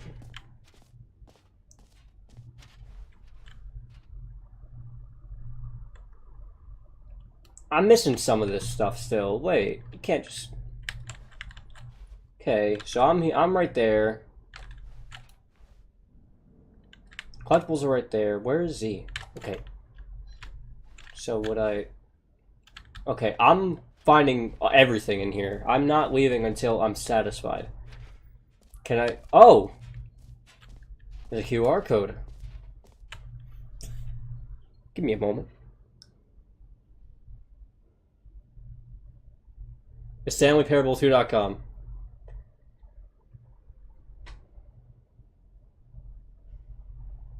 Okay, there's a YouTube link. I need to share it to myself so I can watch it on my computer.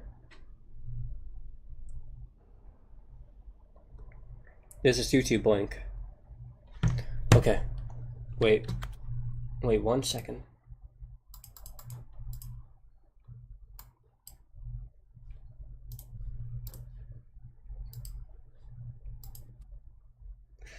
Okay. I'm gonna watch it, and we're gonna see the truth. Whatever truth that may be.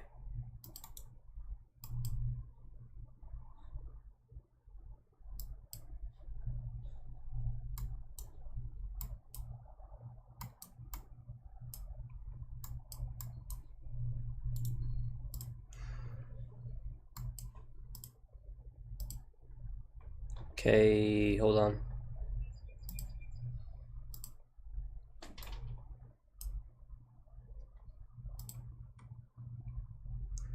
No, it's not. Okay, there we go.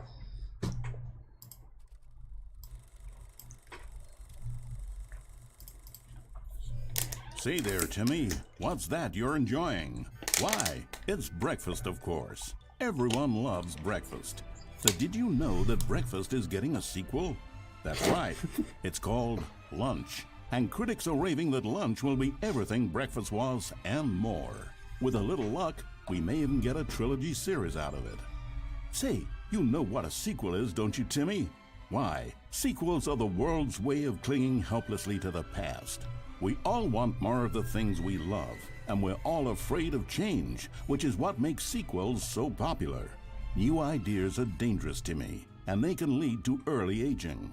This eager-minded young thinker is just 29 years old.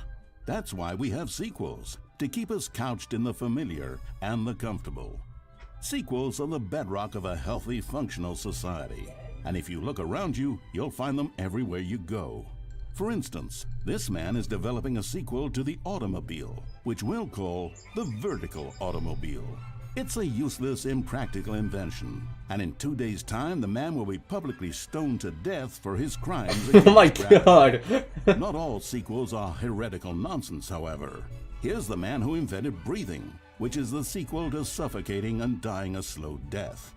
Even your parents are getting a sequel to It's 9 Their minutes names are long. Rob and Jessica, and they'll be taking care of you once your original parents are sent back in time to fight a secret war for the government.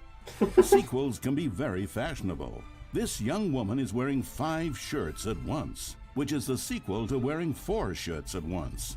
Look at Becky over there, wearing only 2 shirts at once. Get with the times, Becky. Oh my god. There is only one single thing in the world that isn't a sequel. It's this. We don't know what it is or why it exists, but it's the prequel from which all sequels are derived. And just like everything else, the Stanley Parable is getting a sequel too. We all know, of course, that it was your favorite game as a child. Don't you remember those long, lazy afternoons you spent playing the Stanley Parable? Watching your precious youth fritter away hour after hour. We've all wasted our childhoods in one way or another, and you were fortunate enough to get to waste yours on the Stanley Parable. But the Stanley Parable came out years ago, and you're not a child anymore. You're a man, which is like the sequel to a child. And as a man, you want manly things like taxes and cheating at baseball. You need a man's video game, Timmy. And that's why the Stanley Parable 2 will be perfect for you. It's as manly as video games can get. And if you don't believe me, let's look at the burly hunk of a man who's responsible for the game. Here he is, hard at work. His name is Gregory 8-Pack, and he's the cutting picture of raw, virile masculinity. Gregory is what we call the ideas guy, and he has the most important role on the team. The ideas guy tirelessly comes up with interesting concepts and then hands them off to the rest of the developers for the relatively simple job of turning those concepts into reality. For example, he's the one who picked up the phone and declared, "Someone ought to make a sequel to the Stanley Parable." Good work, Gregory. go ahead and take the rest of the day off. With the hard part out of the way, work on the game can now begin. The game's developers must answer a simple question. What makes a sequel in the first place? Well, it's simple. Sequels are an opportunity to correct the mistakes of their predecessors. We've all made mistakes, and we've all caused harm to someone we love in order to cover up our mistakes. When developing this particular sequel, it's important to start by thinking, what mistakes did the original Stanley Parable make? Well, first off, most of the pornography in the original game was stolen or pirated, and it's time we paid the licensing fees fair and square. Second, the Stanley Parable was catastrophic for this man named Leroy, whose personal information, including home address, social security number, and bank information, were all displayed prominently in multiple locations throughout the game. Although Leroy's money and identity were stolen, the fact remains that his personal information was the emotional core of the game and absolutely vital to a nuanced understanding of the story. As reparation for the harm we caused him, the sequel will contain a brief and insincere apology to Leroy tucked deep within the game where it will be difficult to find.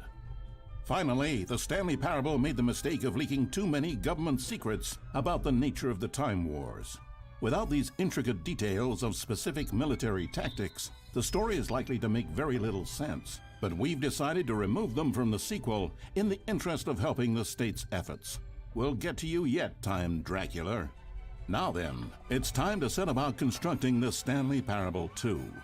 Game development is a difficult and complex art, one which can only be fully understood by this race of hyper-intelligent child soldiers bred in laboratories.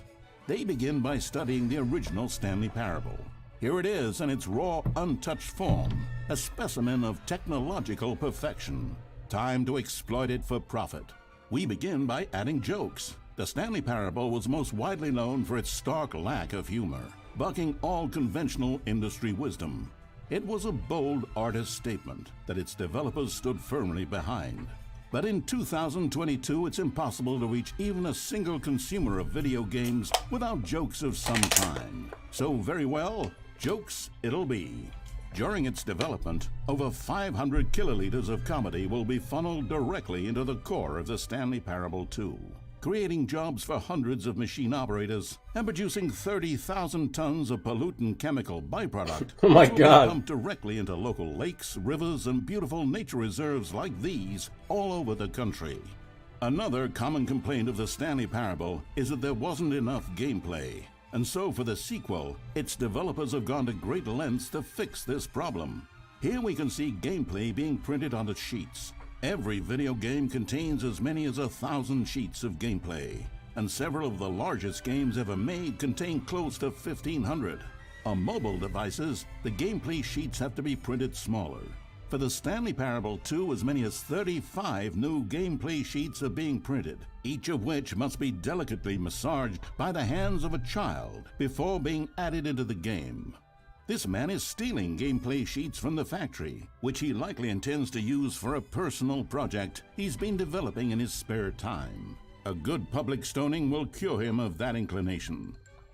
Let's check on Gregory real quick. Ha! Still recovering from a hard day's work. Don't you move a muscle. Next up, it's time to blackmail the press. In a competitive market, blackmailing your local journalist can be one of the most effective methods of creating word-of-mouth buzz for your sequel. In fact, blackmail is the currency of social progress. From your neighborhood grocer to the teacher at your school to the man who helps you steal HBO, everyone responds to blackmail. And if you've never done it before, it's easy to practice at home on your friends and family. Simply follow the instructional pamphlet that your teacher hands out after the end of the film.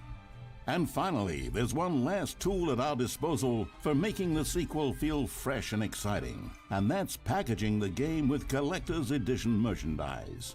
If you order the Stanley Parable 2, you'll receive this cow's egg. A single egg will produce over 1,000 cows, which are, of course, the sequel to pigs. And there you have it. Everything there is to know about producing the Stanley Parable 2. Of course, you may know that there is also a game titled The Stanley Parable Ultra Deluxe. So which game is the true sequel to the Stanley Parable? It's an excellent question, Billy. One which the child soldiers have been working round the clock to come up with an answer to. And after many weeks of diligent research, the conclusion they've reached is, who gives a shit? All that matters is that it's more content for you to cram down your insatiable gullet. You don't want thoughtful and nuanced answers to complex questions, Billy.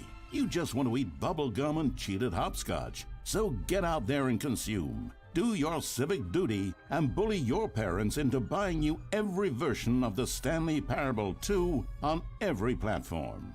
Tell your friends to bully their parents as well. It's through community efforts like these that the world comes together in harmony and connection. And it's only through this connection that we'll defeat Time Dracula once and for all. Don't let the time-traveling vampires win. Buy the Stanley Parable 2 and pledge to support all sequels for today, tomorrow, and into the great unknowable beyond. Oh, he died.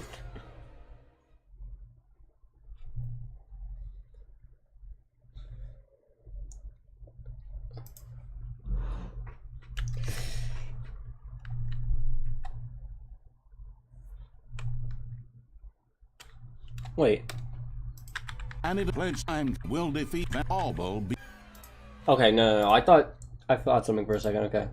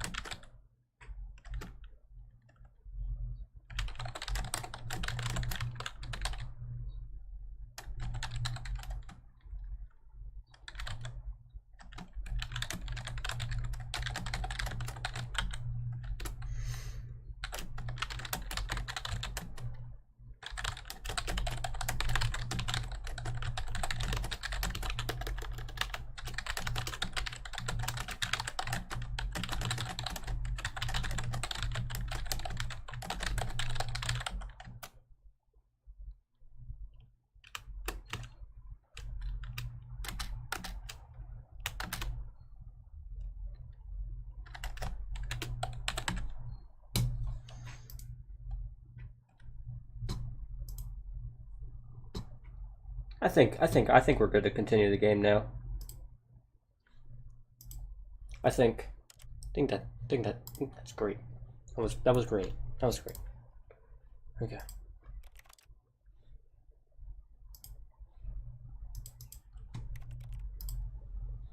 Yeah. Yeah. I think that's great. Let's go back.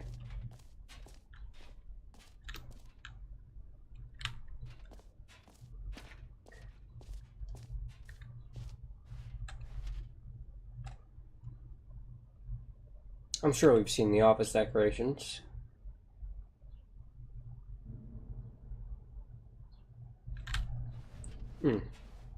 Let's just check one last time.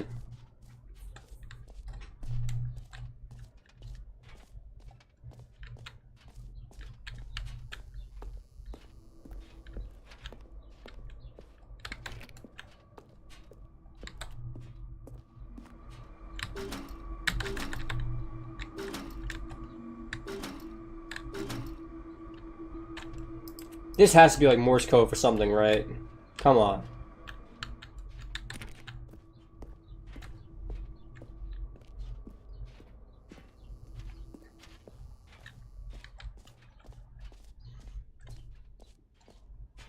Well, it seems like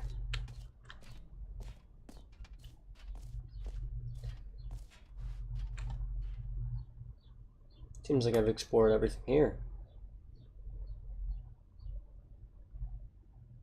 Except the settings world champion, which I don't exactly know how to enter.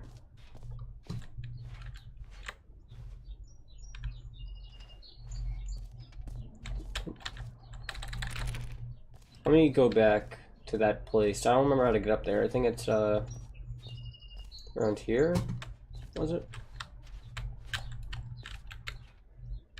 You heard Jim in the game.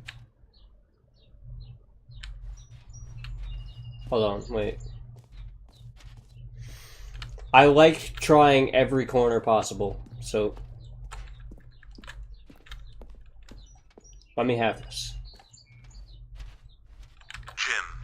Okay, nothing's changed. Okay, I thought just maybe for a second I would have something to relish in that's new.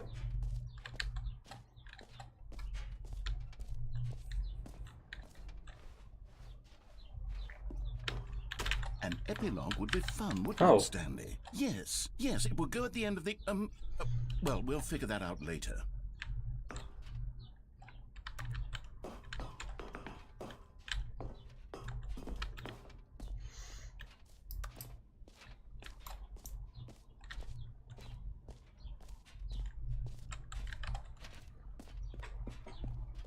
Sometimes I forget the bucket's here.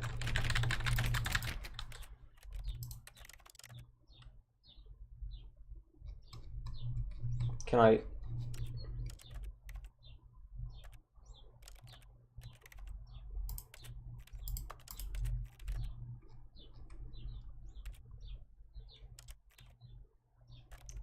I like how this is a button.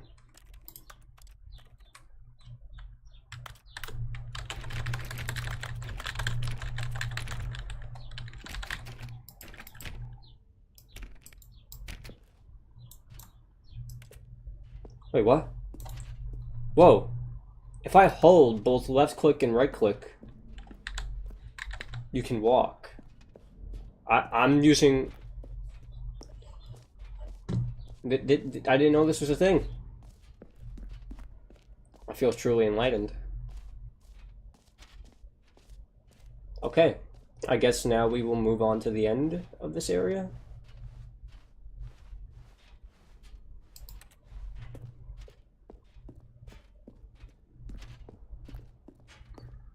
All right, have you seen everything you wanted to? Ready to move on now?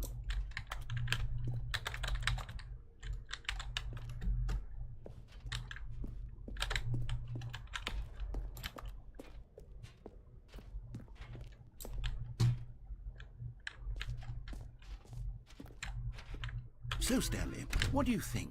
Do you like all of the new features? Yes, I know it's not exactly clear yet how exactly these features will come together as one single coherent video game, but I can feel it in my soul. It's going to work. There's definitely a good game in there somewhere. Say, let's do an experiment. I'll arrange these new features together, and we'll see whether or not it coheres into a meaningful gameplay experience. Okay, are you ready? Here it is. I give you the Stanley Parable 2.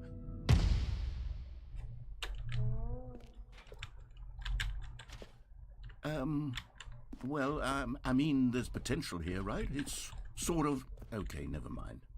Hold on, let me do a different arrangement. Okay, yes, this is much better. I feel good about this. Here we go, version 2. Who am I kidding, Stanley? This isn't a coherent video game at all. It's a lot of gags. And I do very much enjoy creating gags, but they don't add up to anything.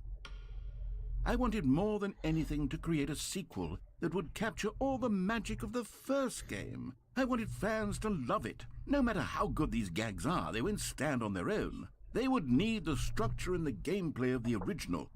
Wait, maybe that's it. I can take the original Stanley Parable and simply, well, insert a few of my new features into it. Tastefully, of course. With respect. With care for the vision and integrity of the original game. Would it possibly work? I suppose it could. But it would need a really, really tremendous title screen. A title screen that says with bold and uncompromising conviction, "This is the Stanley Parable 2. Let me see if I can whip something up. All right, perfect. Go ahead. Take a look.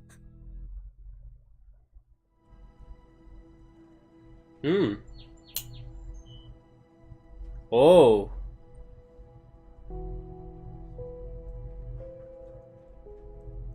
I'm starting to wonder if this is the actual new game.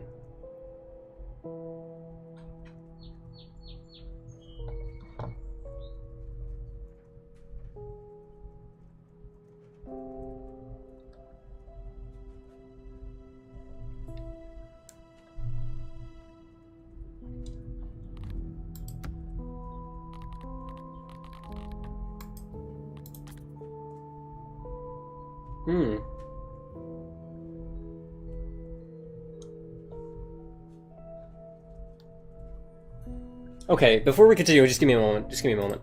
Sorry. I'll let the music still play.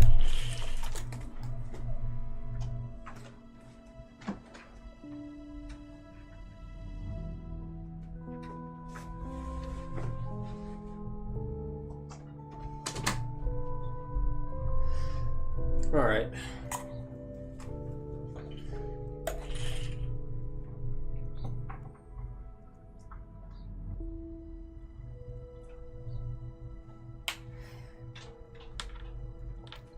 Okay.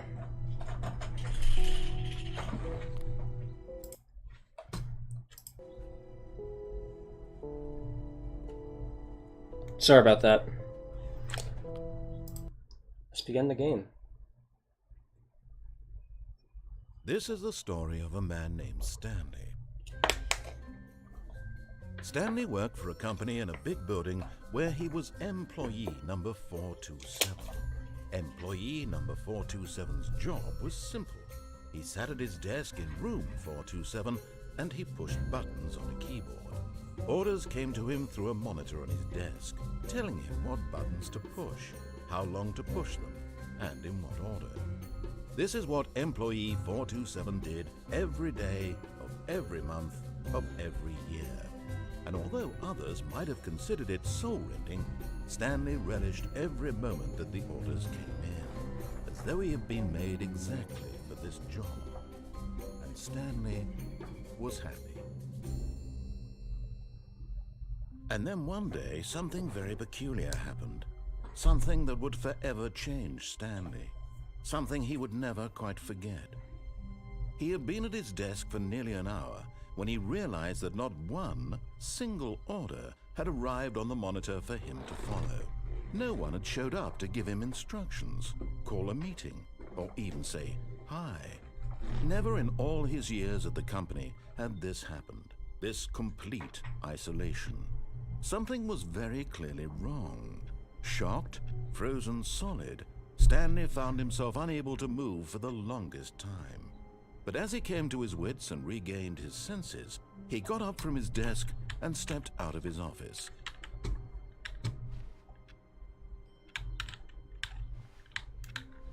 All of his co-workers were gone. What could it mean? Stanley decided to go to the meeting room. Perhaps he had simply missed a memo. No matter how hard Stanley looked, he couldn't find a trace of his co-workers.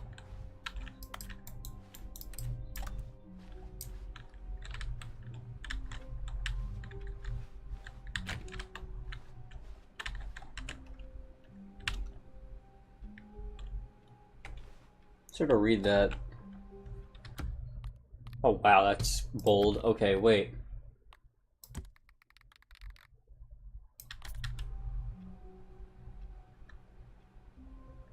Terminal 421.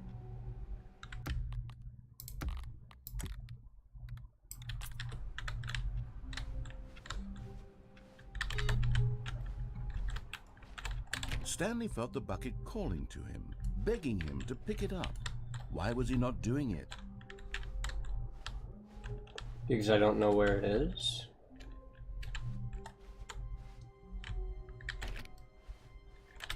Am I about to be on like bucket When withdrawals? Stanley came to a set of 2 open doors, he entered the door on his left. The bucket has to be in the right side, right? This was not the correct way to the meeting room, and Stanley knew it perfectly well. Perhaps he wanted to stop by the employee lounge first, just to admire it.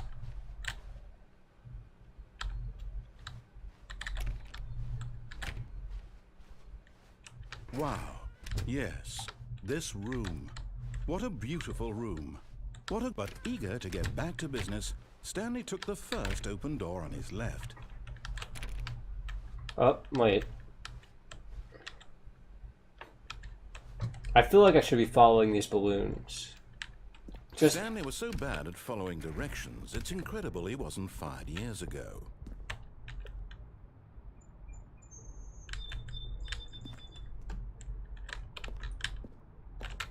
Oh my god. Oh my god, guys. No way. You found one of them. One of the miniature Stanley figurines. Remember, no reward for collecting all of these, only the intrinsic pleasure of a job well done. You can't buy that sort of happiness, Stanley. God knows I've tried. So, I implore you to savor each and every moment you come across one of these beautiful figurines. Oh my god, I did it. Oh. Oh. And what's in here?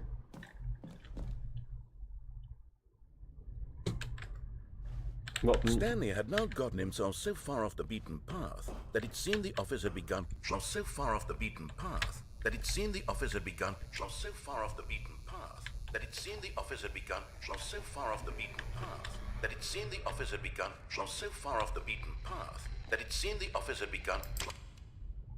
So far off the beaten path that it seemed the... You didn't think I was actually just a recording, did you? What a silly and trite explanation that would be. All the back and forth between you and me, all the absurd adventures we've been through, and it all turns out I'm just a tape recording? It was all just in Stanley's head. I bet that's the kind of twist you think is revelatory. I bet each and every time you watch a movie where it turns out all to be in the main character's imagination, you must absolutely bolt off the couch in pure shock at the phenomenal and intricate storytelling. It must be so simple to be you. Life being an unending waterfall of surprises and delights. How much more exciting you must find the world than the rest of us do. Now I've become sad. Look what you've done to me. This is all your fault. oh.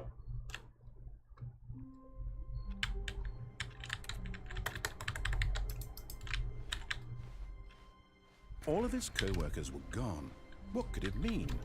Stanley decided to go to the meeting room. Perhaps he had simply missed a memo. No matter how hard Stanley looked, he couldn't find a trace of his co-workers. Oh, please. Are you really just doing this for the achievement?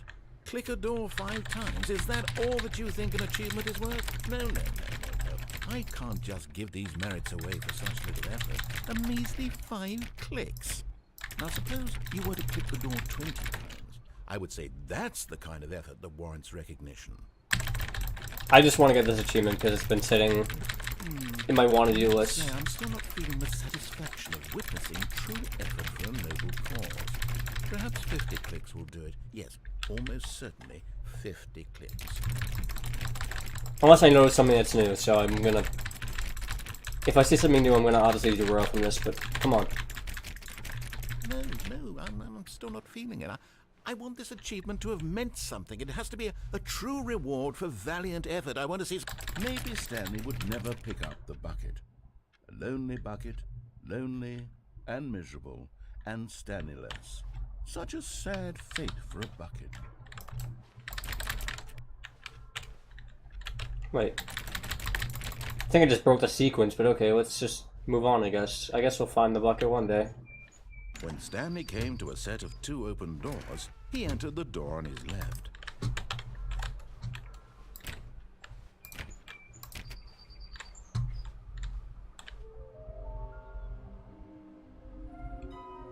There will be a reward for finding them all.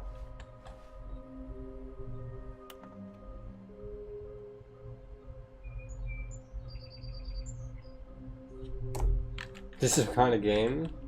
There must be a point to this. I doubt there's actually.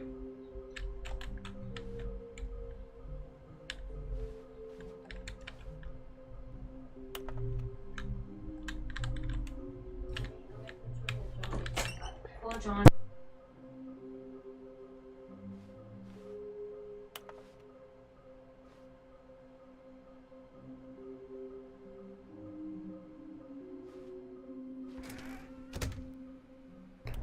Just give me one moment.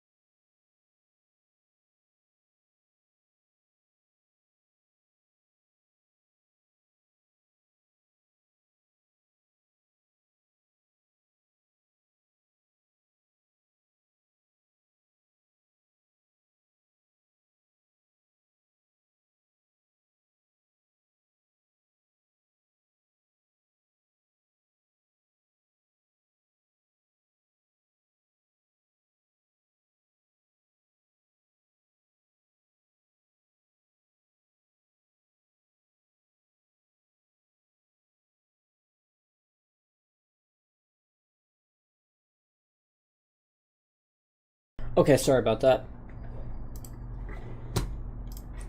I will be ending the stream soon, so after, I guess, whatever we find next. Coming to a staircase, Stanley walked upstairs to his boss's office. Another miniature Stanley figurine. This, you know, there really must be a snappier name for these things. What about mini-stands? Stanley figs? What about Stanlerines? Yes, I think I like that. Another Stanlerine under your belt.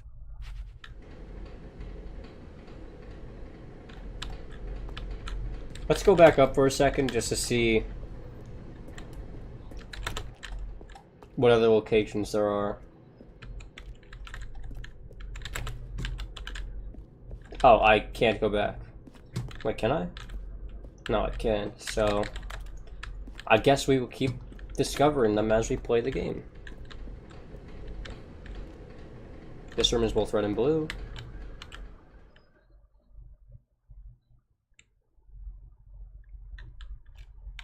Oh, but surely not. They wouldn't be that close. Surely not. I think I'm going to go back to the top and see if I can...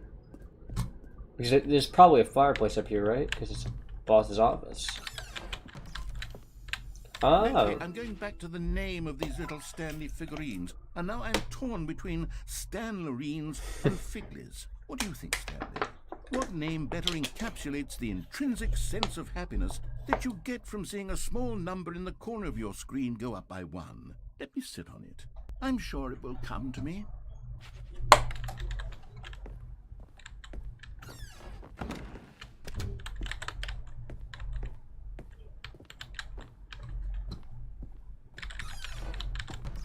Oh! Whoa, what the? B-Stars lore? What?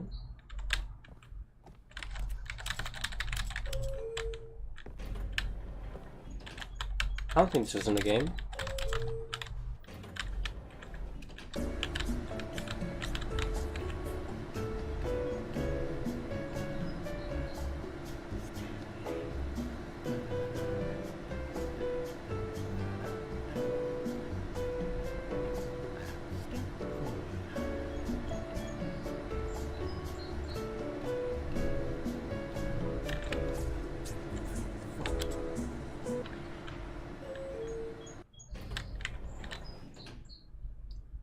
What?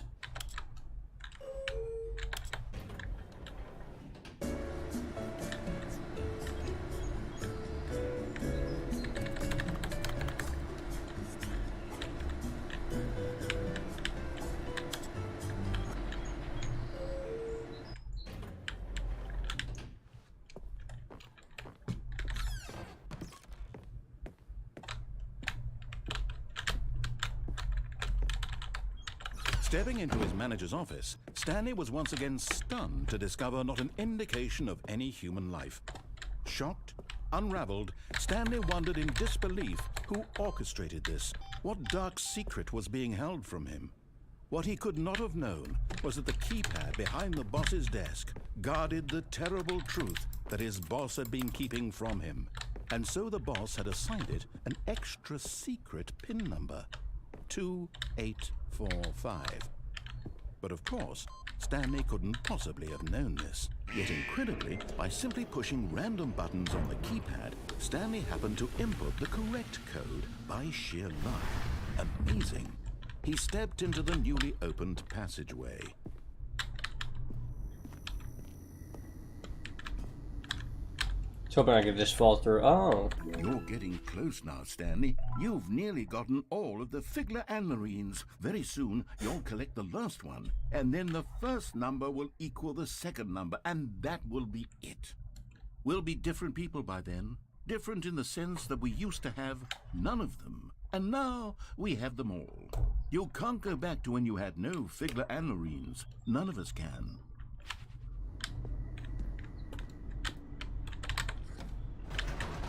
The amount of merchandise opportunities they have.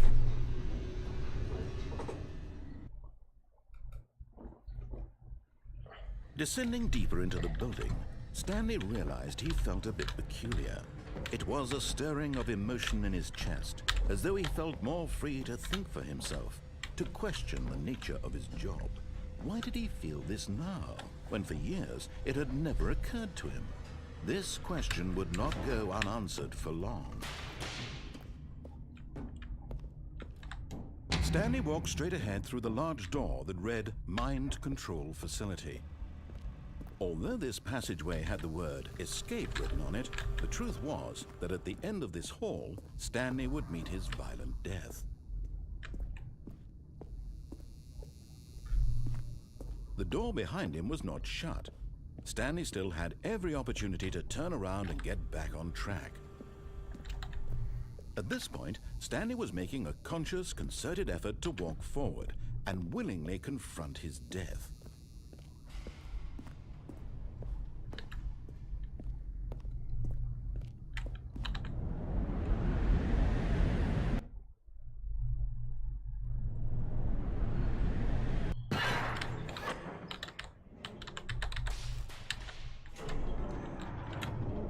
As the machine whirred into motion and Stanley was inched closer and closer to his demise, he reflected that his life had been of no consequence whatsoever.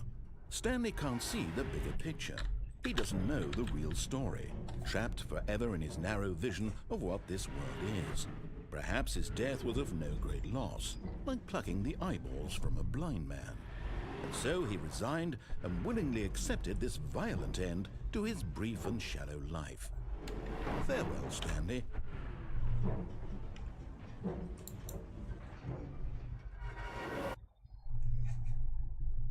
"Farewell, Stanley," cried the narrator, as Stanley was led helplessly into the enormous metal jaws. In a single visceral instant, Stanley was obliterated as the machine crushed every bone in his body, killing him instantly.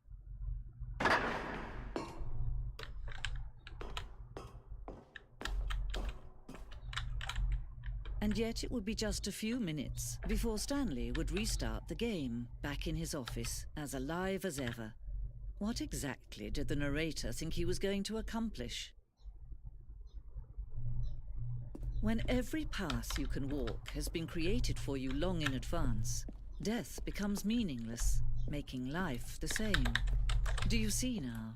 Do you see that Stanley was already dead from the moment he hit start?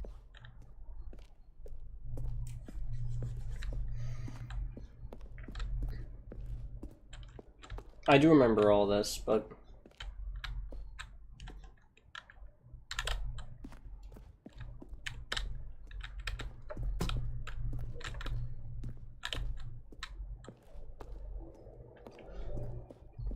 I think after this is where I'm gonna have to stop playing for a bit. Oh, look at these two. How they wish to destroy one another. How they wish to control one another. How they both wish to be free. Can you see? Can you see how much they need one another? No, perhaps not. Sometimes these things cannot be seen. But listen to me. You can still save those two. You can stop the program before they both fail. Push escape and press quit. There's no other way to beat this game. As long as you move forward, you'll be walking someone else's path. Stop now and it'll be your only true choice. Whatever you do, choose it. Don't let time choose for you. Don't let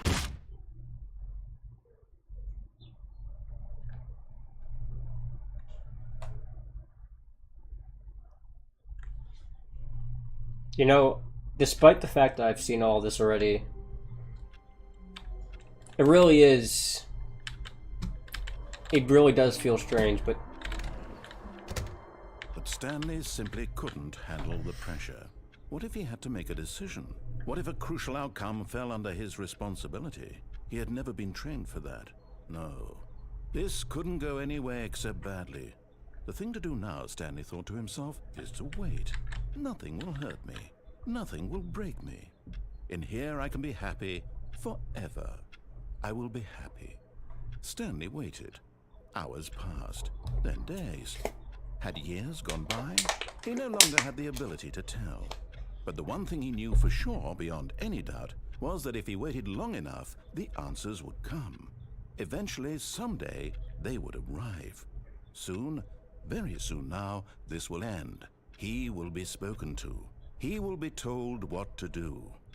Now it's just a little bit closer. Now it's even closer. Here it comes.